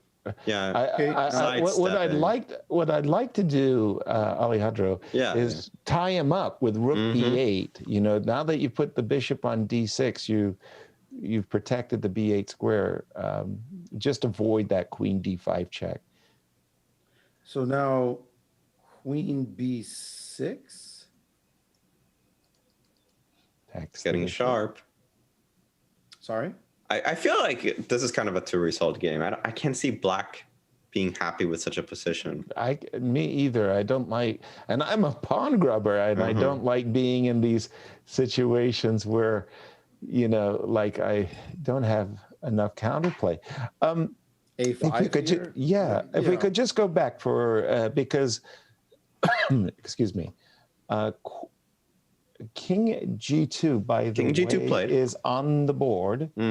So knight d4, besides knight d4, because that's, I don't know, knight d4 is committal.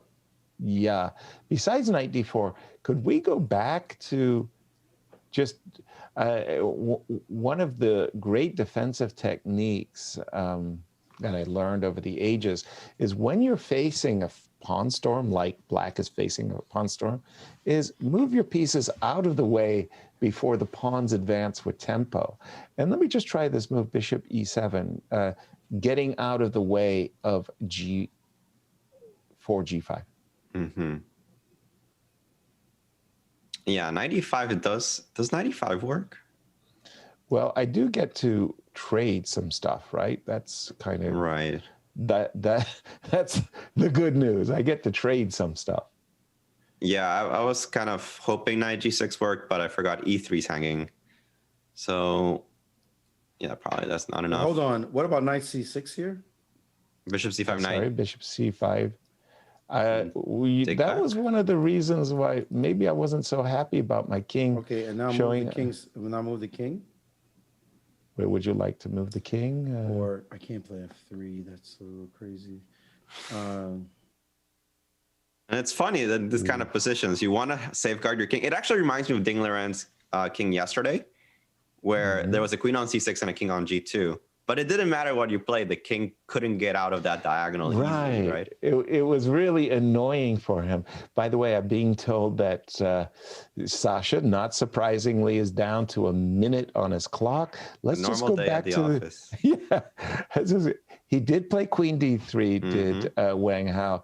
And Wang Hao is sensing it. I mean, after a bad outing yesterday, he realizes he's got opportunity today because of the clock. And look at the position. The position looks like a nice E5. white side of the French. Wait. Bishop F5. But a lot of pieces are suddenly hanging after this. Indeed. And you cannot take on F6? Why not? Because what's the intended follow-up? Is D5, right? Yeah, I take on D5 and I take on C4, and kind of by magic, I'm defending my knight on E2, so that's 3 pieces. No, we always love the 3 pieces against the queen. When we have a safe king, of course. Yeah, I was about to say, it very much depends on the king. On the king position. In this one, it looks also like the pieces cannot be disturbed. Queen E4 looks like a move you'd like to play. But knight to D4, right? Something can land on D4, and you'd love to put your bishop over on H3 in this position. So maybe let's do that instead. Let's bring the knight back to B3, and in this position after bishop takes, the weakness is the bishop left that diagonal. Let's play bishop F5. Well, hold on. We're going a little fast. Let's make sure we're not blundering anything, because we're not using an engine or anything like that. And we went through this very quickly. F takes, bishop F5. So I take on F6. You have to take back. I take on E7. Piece number 2, right? Yeah. Maybe the move rook F5 works. You're letting this pawn live. Woo! No, but even knight BD4 is a double attack, right? Knight BD. Oh, pardon me. I just hit the wrong key there. I apologize for that. Takes on C2, takes on E7, rook F5. Oh my! But you said knight. Well, hits the bishop and hitting the rook. too much, right? No, this is too much. No, D5 is hanging. And on the board, guys. On the board, we have it. There it is. Exciting line. I love it. Tactical Can you play Queen E7 here? Maybe Queen E7. Yes. Queen E7 right now. Because you have bishop E6 at the end. Exactly. Like if you take on F5 to show the audience, bishop takes F5, bishop takes F5, bishop takes D5. You still have the move bishop E6, and that holds on to the knight on C4. So white ends up with a rook and a piece and a pawn for the queen, which is quite frankly not enough. No. So what is the idea after rook F5? He plays the move. Actually, he played the move rook FE8 instead of rook F5. Whoa, rook but this is FE8. He's giving up the D5 pawn with check. But that's the only thing he's giving up. Because C4 is still defended, right? C4 is defended. So this is a huge turn of events. What are you proving if you're white here that your E7 pawn is that strong? I don't buy it. Like, what are you doing? Let's analyze. Show me. We are in the show me state. Yeah. It's 2 pawns and 2 pieces. That is a bishop and a knight, dark square bishop and a knight for this queen that you just decided to sacrifice. And if I go bishop C5, bishop C5 looks almost forced, but yeah, but taking on B3, no. I mean, I could play rook F8 immediately, but I was saving that for. I'm like, I'm winding up some amazing punch. What about knight E3 here? Yes. What did you? No, I don't believe in this. No, I don't either. You take on E7, and that's the end, right? Yeah. Okay. So let's do it again. So, by the way, we don't necessally have to take right away on D5. But why not, right? Like, what's the disadvantage? Well, the reality is, I don't want my bishop on D5. I really want my knight on D5. My knight on E2 is a bad piece. Oh, well, bad piece, relatively speaking. It's not in the thick of things. If I put my knight on D5, however, bishop E4. Bishop E4. Now I might be knight takes talking. D5. Maybe knight b6 here. Knight to b6. Because this knight is always a tactical target, right? Yep. Yes, on c4, whenever I get to play bishop takes d5, as you just said, the knight on, just to point out what we mean by a tactical target, let's show it. Takes, fork the queen and rook, and there it goes, the tactical target. So that was why Alejandro says, okay, I see your knight wants to land on d5. Let me protect the pawn on d5 and get my knight away from vulnerable square. I think Wang Hao overlooked rook e8. It's an easy move to miss, even though it's so logical once you put it on the board. I didn't even consider it going into the line. You see it and you go, oh yeah. Oh, yeah. What about that one? That makes sense to me. I'm still digesting the position. The problem is I can't play a move like bishop c5 when this badly placed bishop on c2 suddenly Could I say this first, me. before we even go any further? Go back a couple of moves before the queen sack. The bishop lands on f5, right?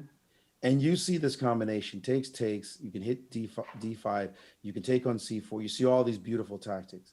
But remember, we had started by saying white's better, right? Black is trying to get into some position, but we like white. And so when you get to this position and you see takes on f6, you're saying, I'm not just better anymore, I'm winning. I'm winning. That's exactly what it says. I'm not playing positionally, move my queen somewhere.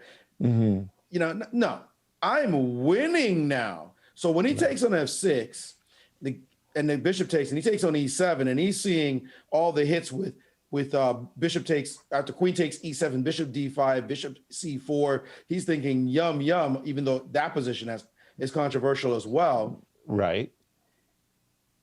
Which is to me means it's a little irresponsible of him to go into this line, because even that position with the three pieces is, you know, some controversy. But still, he sees this and he says, I think that's good. Then the guy plays rook e8, and you go, what? But he might be considering certain alternatives once he's in this position. I think he had an original idea. If he saw rook f8, he had an original idea, and he knows that here maybe he should play his original idea. I don't know if the original was knight f4 or bishop takes d5, but that he has alternatives. So I don't think it's a bad point to take some time, even if you already had a plan to go into this. The question is it going to be enough? On the other counterpoint, did white really have that big of an advantage? Because black was kind of getting out of it, right? With the move e5, and you have to tactically punish a move like this. Otherwise, black's pieces are suddenly prancing around. You can take on e5 next move, the rook's going to come to d8. At best, you have a slight edge. At worst, this bishop on e4 is going to be really annoying because your light squares are really weak. So I don't think it was clear-cut that there was something better. He might have felt this is practical. Well, the alternative to the queen sacrifice might have been a move like bishop takes d5 check, right? Just taking advantage of the fact that we do have a queen e6 check. We're not blundering an exchange to knight e3. So bishop takes f5, bishop takes d5 check was maybe the alternative to the queen sacrifice. But I agree with what you're saying, Alejandro. If I go queen d1 and bishop, maybe the advantage isn't as great as we originally thought. Whereas the alternative to the queen sacrifice, which is the game position, was bishop takes d5. Now the question is, do we have to take a commercial? That's the question. The urgency of this commercial. Right. Sounds like a yes. Guys, we will be right back. Just a couple of minutes. Time pressure is looming. So we will be here soon with round 10 of the candidates.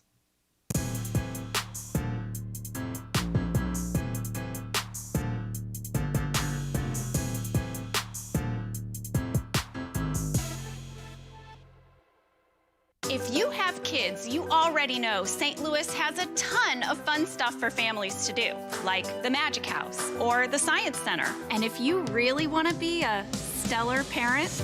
Come see all the new stuff there is to discover at St. Louis Union Station.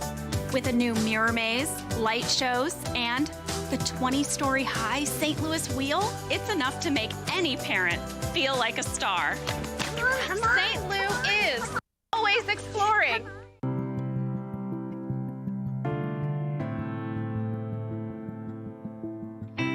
Can you hear it? It's the sound of hope.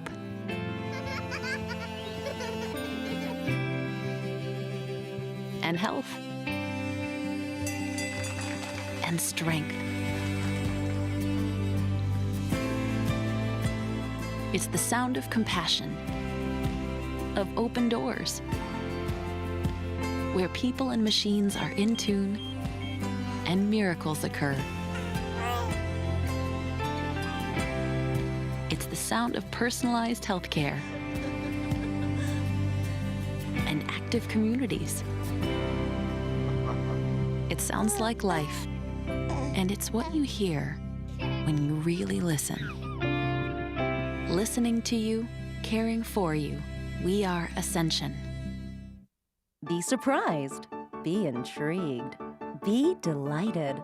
The World Chess Hall of Fame in St. Louis is nothing you'd expect and everything you love. 3 galleries highlight the history, culture, and creativity behind the game. Explore chess in ways you never imagined. It's a one-of-a-kind cultural institution where rare artifacts and world-class art play together. The World Chess Hall of Fame. Mind, art, experience. Founded in 1839, the University of Missouri is steeped in tradition.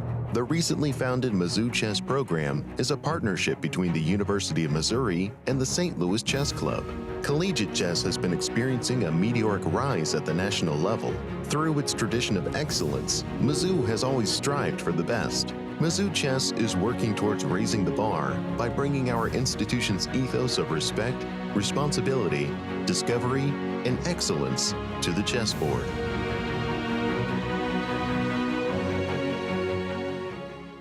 Professional golf returns to St. Louis in 2021. The Ascension Charity Classic, presented by Emerson. Stars like Phil Mickelson, Ernie Els, Jim Furyk, and more compete at Norwood Hills Country Club, September 6th through the 12th. Tickets, clubhouse passes, hospitality suites, and Pro-Am foursomes are on sale now. All proceeds go to North St. Louis County Charities. Visit AscensionCharityClassic.com or call 314-938-2828. PGA Tour Golf is back in the Lou. The Ascension Charity Classic.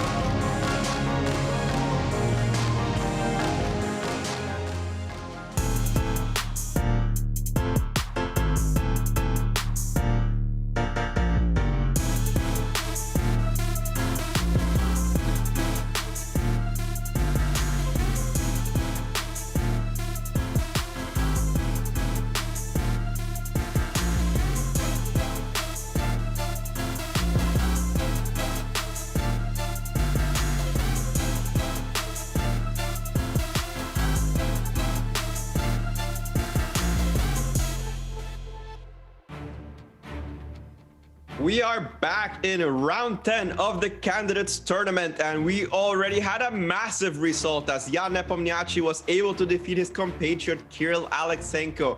And with the round still running, he has a 1.5 point lead over the rest of the field. Yasser, how about you take us around the horn real quick? Let's take a look there at the standings first. Jan Nepomniachtchi, 6.5 points out of 10.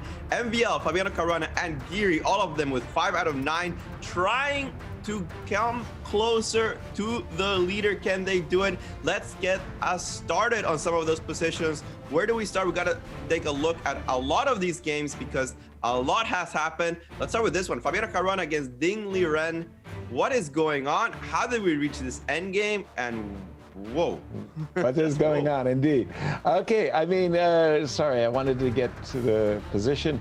And this is the type of chess that forcibly reminds me how difficult it is to win a game of chess.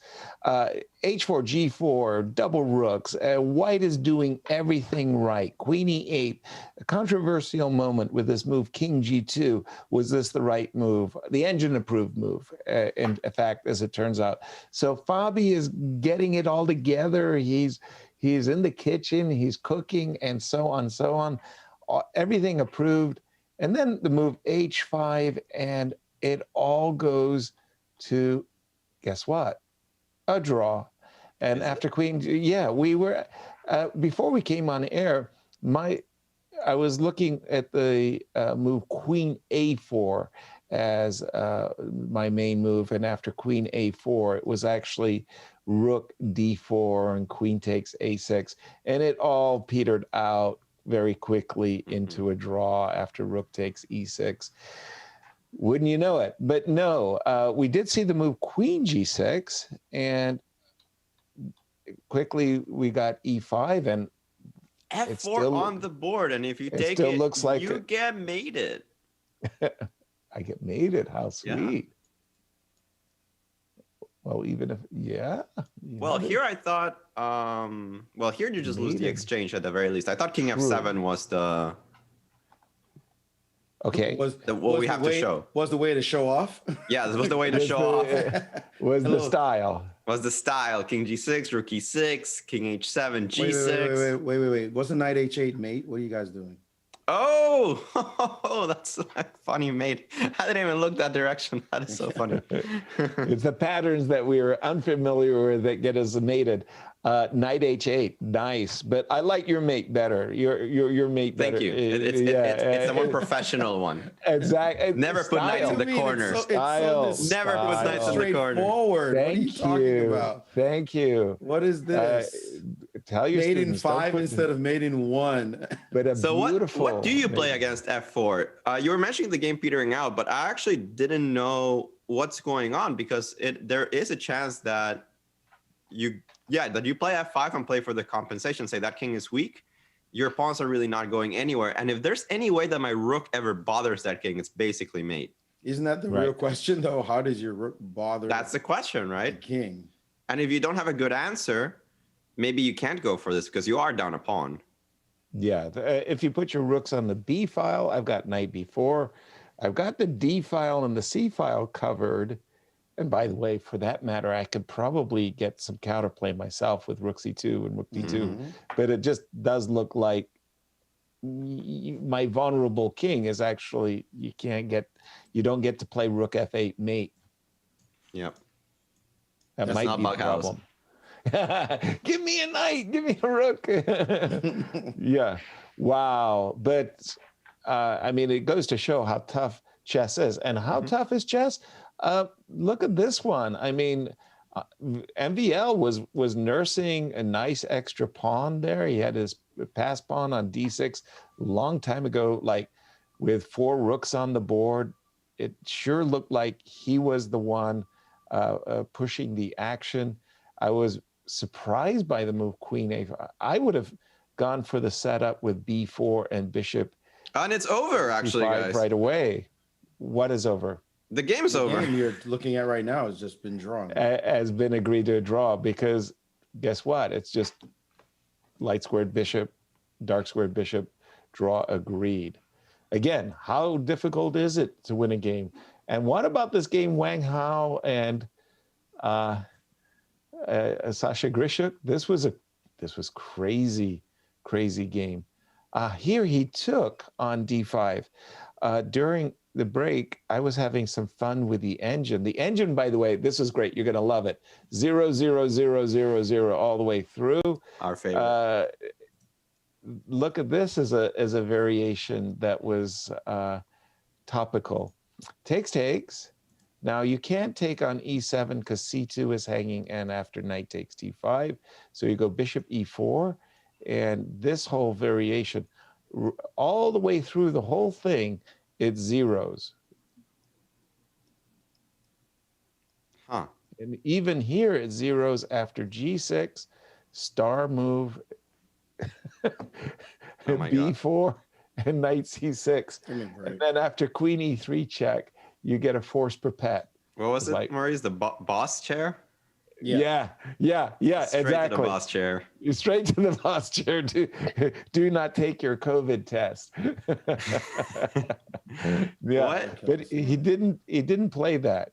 After knight f4, the game continued.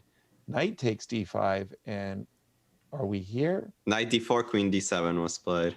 On the board, okay. And the funny thing is that when you play Grishuk, he spends all his time, he gets to 1 minute, but then it feels like for the next hour and a half, that minute doesn't move. Exactly. Right. And he plays incredibly good. Mm-hmm. And like, you join him. And you join him in time pressure. As Wang Hao was doing now. Wang Hao is sitting here going, didn't I just sharpen the game, did some sacrifices, made it busy, get my chances? Wait a second. I better be careful. I might lose this one if I'm right. And but I'm in time pressure. But what is going on? Because I like queens. They're pretty good chess pieces. They really are. They really are. And that pawn on e7, once it gets captured, it's only 2 minor pieces. Yeah, it's kind of doomed, right? Black for choice. So let's see. Bishop g6. What on earth? Oh, pardon me. Queen d7. I was going to say c4, bishop to g6. And what on earth have we got to show for all of our pyrotechnics? Maybe. Don't all jump out at once. This was nice and good, but I'm telling you, I don't think he saw rook e8. I don't think he saw rook e8. I think he's been kind of fumbling around after rook e8 landed on the board, and we'll find out at a press conference. But I think he missed rook e8 right here, because since then he has played what looks like, okay, knight f4, I don't know, accurate or not. I like this move. I think this is gambling chess. What White's been doing so far is pure gambling. Like, you hope it works out. It's not like you suddenly won back your piece and you said, hey, look at that. See, I could easily prove it. No, you're gambling, and it looks like it's going to not pay off as your move, bishop g6, he has is on the board. Yeah, well, again, so far it's all okay. And this is where bishop takes b6, as mentioned. Queen takes b6, knight d4. In the game position, as we're about to see, the bishop on f2, as beautiful as it is, we love bishops and da-da-da-da, it's not doing anything, and we really need to use the open f-file. And that was why in this line, we're getting pawns. We've got a rook on the 7th. We've got ideas of rook to f1 and rook f8. He's not getting any of that. Well, let's take a look at his solution. They are low on time. Let's try to follow the action. Knight d5 takes, bishop d5, knight d4, queen d7, c4, bishop g6, and quickly Wang Hao answered knight e6. Grishuk said, no more time for long thoughts. This pawn needs to die. I'm going to take it with the rook. And rook a1 has been played. Question is, you got some threats for the next couple of moves, maybe an initiative for a tempo or two. So you need to win some material as white. I think that if he gets a position with a rook and a bishop and a pawn for the queen, he'll be very thrilled. Oh, yeah.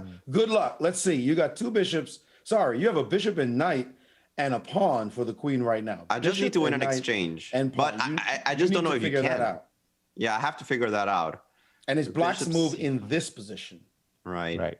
The bishop c5 is on tap. So let's play, shall we, tell me if I'm doing something wrong here, guys. Let's play the obvious move, bring a rook into the game. If you do go bishop c5, let me play the obvious move and not lose the exchange. Maybe I can try something like bishop d4 here. No, but I'm hang. Yeah, no, it's okay. Yeah, it's okay. It's okay. You're not hanging because there's f8. Yeah, let me just show that to everybody. Whoops, rook f8, back rank. He's mate. played the most principled move, the most human move, especially in time pressure that you would play, is bishop to f7. Yeah, ask the question directly. What are you planning to do with these pieces right now? Kick the knight. I agree wholeheartedly. That is the most direct, most principled. So do I take the tempo and the pawn on b7? That's not as much as I wanted to get out of the position, I have to admit. You mean knight c5? That's not the most juicy pawn. I'm the pawn grabber. Whoa, ho, ho, ho, ho, ho. Knight c7 has landed on the board.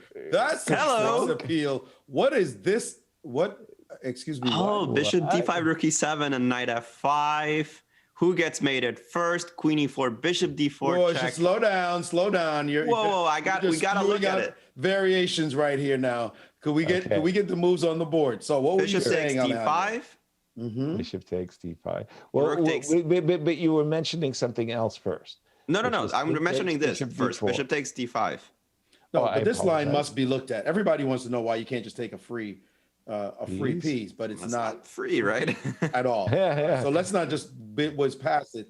This bishop d4 check, and Grishchuk has been shocked by this move. He's down to 10 seconds, and he did finally take on d5 to have 38 seconds left. So he was stunned by knight g7. This line, by the way, is great for white. So this is amazing shot by Wang Hao to keep the game alive.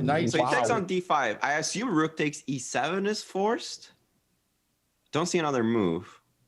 It looks that way. Rook takes e7. Queen takes e7. We're seeing this whoa. I've got this great mate, guys. Sorry, I just have to show you because it is pretty.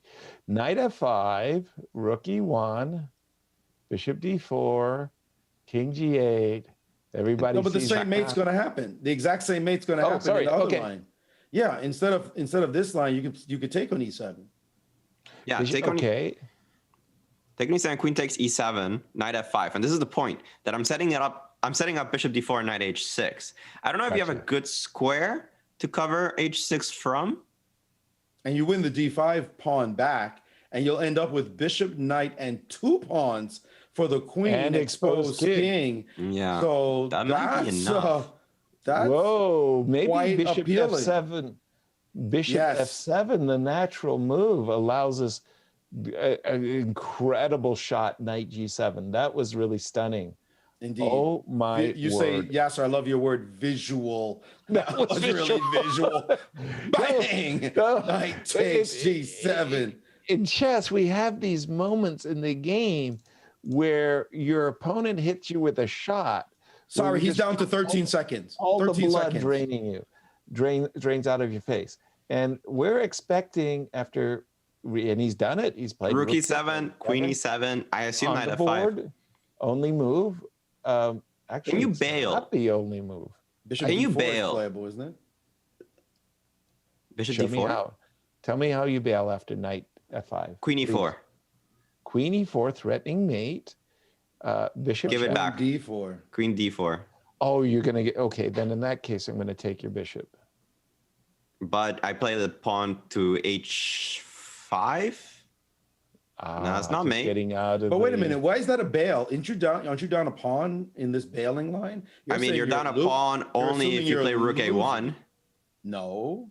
Oh yes, you're right. No. Yeah. But wait a minute. Oh, because you have rook. That's a decent bail. It's a pretty decent bail, I have to say. Right.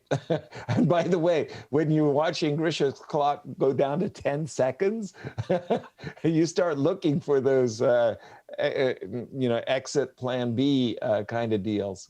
Yeah, maybe rook a1, you're up a pawn, but you're not better. Exactly.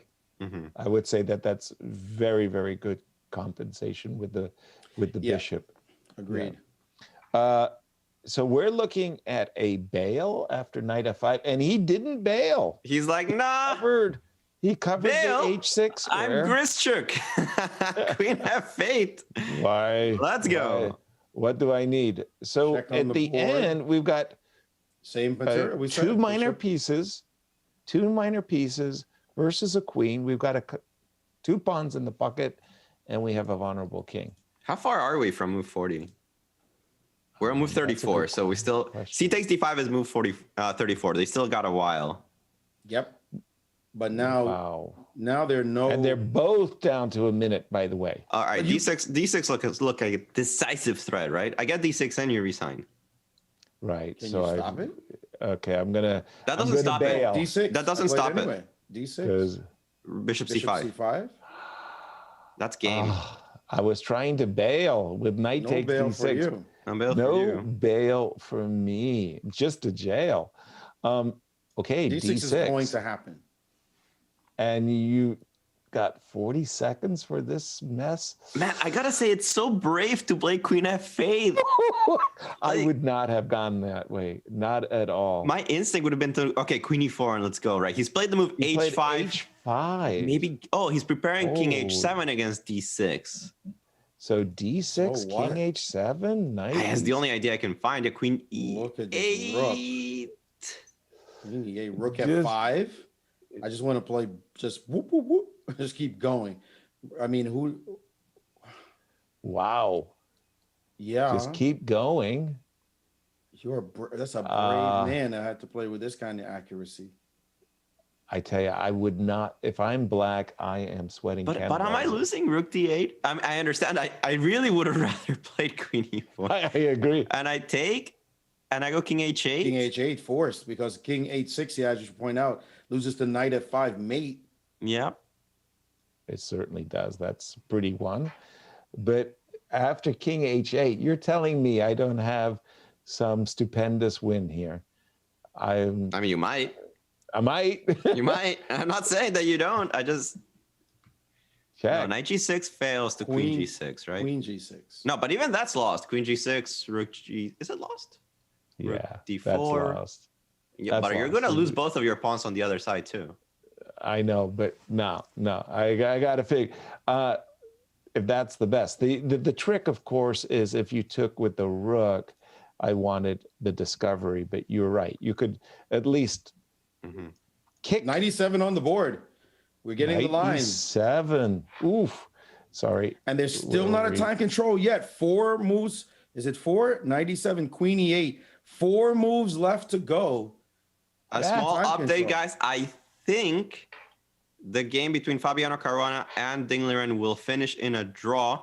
There's a tacit draw offer as Ding Liren has made a 3-move repetition. Huh? Yes, he has. You're right.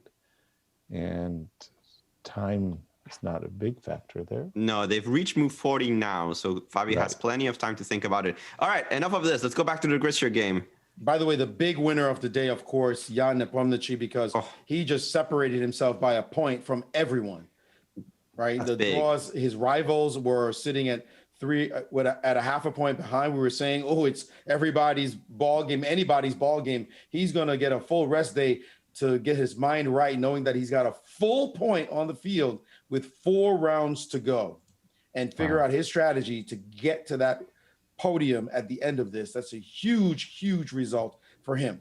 This By the way, this game does not have any bearing on the leaderboard whatsoever. But it's But fun. what a game! But it's What a fun. Look at that game. like it could be the game of the tournament. Look at this, guys. He didn't go for the rook f5, rook g5, rook g7 maneuver. Instead, he's playing a complete positional move. Rook He wants to play f6. knight f5. Knight f5 is a big threat here. But it And- means and that rook with d6 this doesn't move- bother him. Huh? Oh, rook d6 just... Oh, but I thought he was going to play bishop to e5 to kind of keep a positional dominance. The queen can't move because of rook f7, and it will be checkmate. So the queen is locked in. Maybe rook d7. You don't have a way to... and Fabi has drawn against Ding Liren. Big news. That's official. Oh, is Jan Nepomniachtchi's team happy or what? Oh, what a round for Nepo fans. That was huge, as this game ended up in a repetition. And MVL's game ended up draw. So tournament leader got a separation, Maurice, that extra half point. That's very useful in these candidate tournaments where millions of dollars to play for. Definitely a huge result. He played the lowest rated player in the competition and defeated him.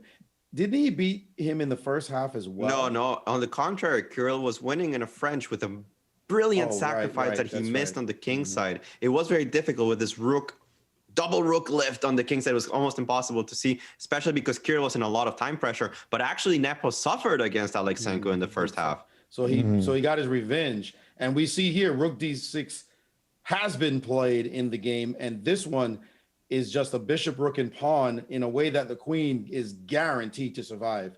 We're not afraid if we have black here. But you're not afraid if you're white either.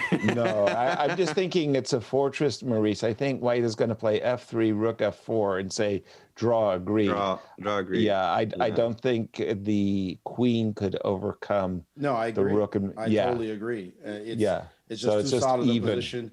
And despite all the pyrotechnics we saw, Grishchuk may have even been winning at one point, but bishop f7, the most human move you can name. I've got to go back to that moment. G7 splash. That was just craziness. Like, wow. Maybe bishop f5 is more accurate here if you want to eject this knight. Yeah. So as to not allow knight g7. To not allow knight g7. Because bishop f7.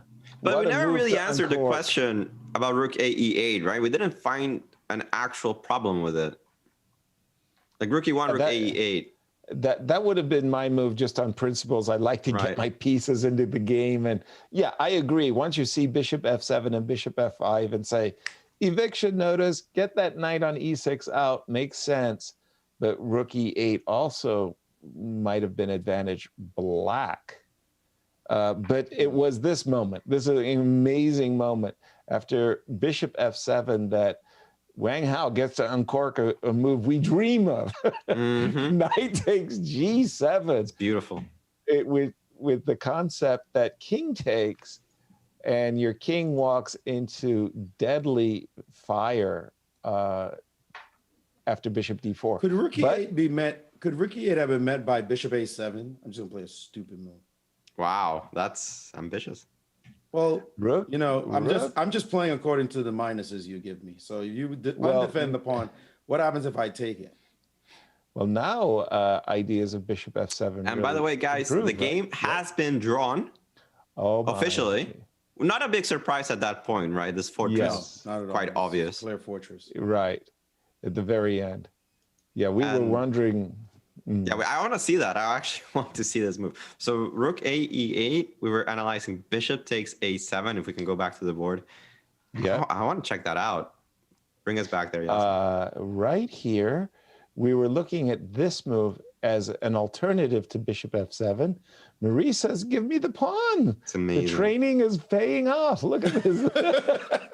I'm not following your pawn grubber style yet. Yes, you are. Your move undefended a pawn. So what if I take it? It's not a move I like to play, that's for sure. But the question is, if I play bishop f7 or bishop f5, which do you prefer? No, bishop f5 drops. No, bishop f5 I take it, right? But bishop f7. Oh, excuse me. I apologize. Oh, you're right. The bishop got out of the way with bishop takes a7. Okay, bishop f7, I no longer have any kind of straightforward jammies here. Knight you c5. do have knight c5. That's a tempo against the queen. That could be useful, Maurice. Yeah, I agree. But we have a guest with us today. What a special appearance. We have Maxime Vachier-Lagrave. Maxime, it seems like you put some pressure on today, but it wasn't quite enough. Good morning. I assume it's morning where you are. It still is bright and early. Yeah, well, thank you for having me. It was like, I thought I had a great position, but I assume I didn't make the most of it. At what point did you think, yeah, this one, I'm trying, I'm putting pressure? Where do you think it started to go wrong? I don't know, maybe in hindsight, Quinito was not a great move, but I just felt like I had this great position, and but somehow I didn't make it work. So, I mean, it's strange to me that the computer even thinks I'm better here, because I thought I should be careful already. I'm not really sure. Be careful with the white pieces because of his powerful e4 break? Yeah, exactly. It's like I played with c4 exactly to avoid e4. Maxime, the round one, I don't want to bring back bad memories, but round one, a big novelty played against you. And then round two, you were struggling and managed to draw that game. Do you feel like today's game had to be something that settled down the ship, get the mind right, get yourself back in flow? Well, I just wanted things to click together so that, you know, I could start playing well chess from start to finish. And, well, I don't feel like I played a bad game today, definitely, but I would have opted for a little more at the end. But I don't know, in general, I mean, I've had good moments in the first two games as well, so I'm trying also not to focus on the negative. Also, I mean, that two games meant I needed to change a few things in my play. There were also good things, both against Fabiano and then against Ding Liren.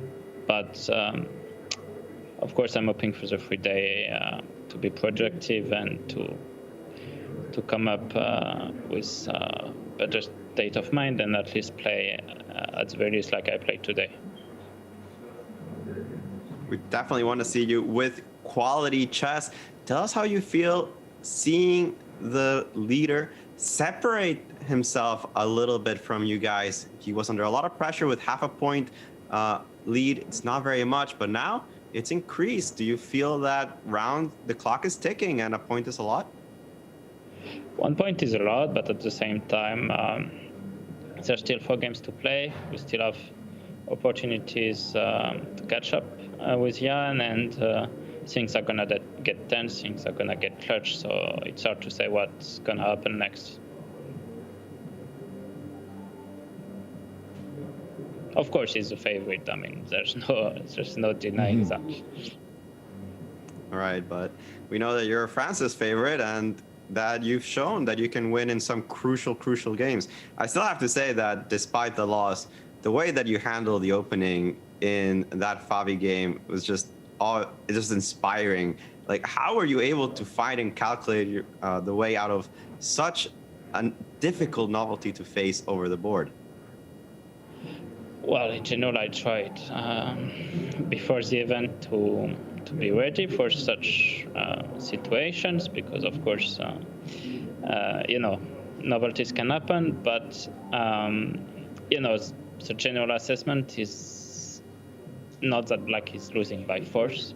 So that means there should be a way out, and I just took the time to find my way out. And maybe the problem was that I relaxed a little bit early when I thought the dust had all cleared over. Again, MVL, not to hit a point too hard, but in that table base ending of the rook versus the knight, did you have an awareness that it was potentially a draw? I thought it should be an easier draw than it actually was, and I underestimated the fact that the pawn on g2 was changing a lot of things. I even thought about, for a second, obviously, bringing my knight to g7, but I thought it was too passive, and I couldn't find a breakthrough with my knight on h6, but there was this beautiful zugzwang that Fabiano managed to put into place. Very good. Yeah, because we were having this difficulty in guessing if your cells were knowledgeable about that table-based ending, because Alejandro did know it was a draw from an article he had read by Palbenko. So he was lording over us his great knowledge of this ending, and he was right. And it looked like you almost got away. No, I mean, I expected it to be a draw, but I didn't know the actual best way. Okay, fair enough. Well, Maxime, thank you so much for joining us. Enjoy your rest day. You are giving us a thrill in this tournament. We want to keep seeing you play amazing chess. Good luck in the rest of your games. Thank you very much. Good luck. Good luck. And after round 10, these are current standings. Jan Nepomniachtchi, he is so happy today. Rest day tomorrow, and he goes into it with a full point instead of a half-point lead. And those three hungry players, they are feeling the pressure now. Another round has passed, and the lead has increased. MVL, Fabiano Caruana, and Anish Giri, all of them at 5.5 points out of 10. They're the only people with realistic chances of catching Jan Nepomniachtchi, and they're going to have to do it, well, rather soon, unless MVL pulls off a nice win in the last round, as he'll be facing against Jan in round number 14. Of course, we are followed by Wang Hao and Grischuk with 4.5, and Ding Liren catches Kirill Alexeyenko, so he's not dead last anymore, but with very difficult, maybe impossible chances. I would say impossible chances to catch the leaders at the top. Guys, what a tournament we've had. Drama being added, but Jan, you can be so happy about this. Remember, no round tomorrow. The next round will be game 11 on April 23rd, and April 24th we will have game 12. Another rest day after that, and the tournament finishes on the 26th and the 27th with the unlikely scenario of playoffs. The pairings! Oh, wow. Oh, wow. What a round! What do we have in store? What do we have in store? Will Fabi feel the pressure to score with black? He will have the black pieces against Jan Nepomniachtchi. He is a point behind, but remember, this is very similar to the situation that he was against MVL, in which he needed to win. The difference, black is not easy to play at this level. These are professional chess players, and wide repertoires can be quite solid. Alexeyenko against Wang Hao, perhaps not the most interesting for the standings, but still an important game. Grischuk against MVL, a similar situation for MVL. When does he want to start striking wins? He has 2 whites left and 2 blacks left. Will he try to push against Grischuk and his eternal time pressure? Finally, Giri with white, he does have a chance to push against Ding Liren. Will that happen? We've seen Ding Liren being extremely solid today. He played a really nice game against Fabiano Caruana. He really did. Very even all throughout, even though both sides did try to make it complicated. It wasn't like an easy dead draw. He just played good chess and got the draw. Wow, round 11 is going to be crucial for this tournament, guys.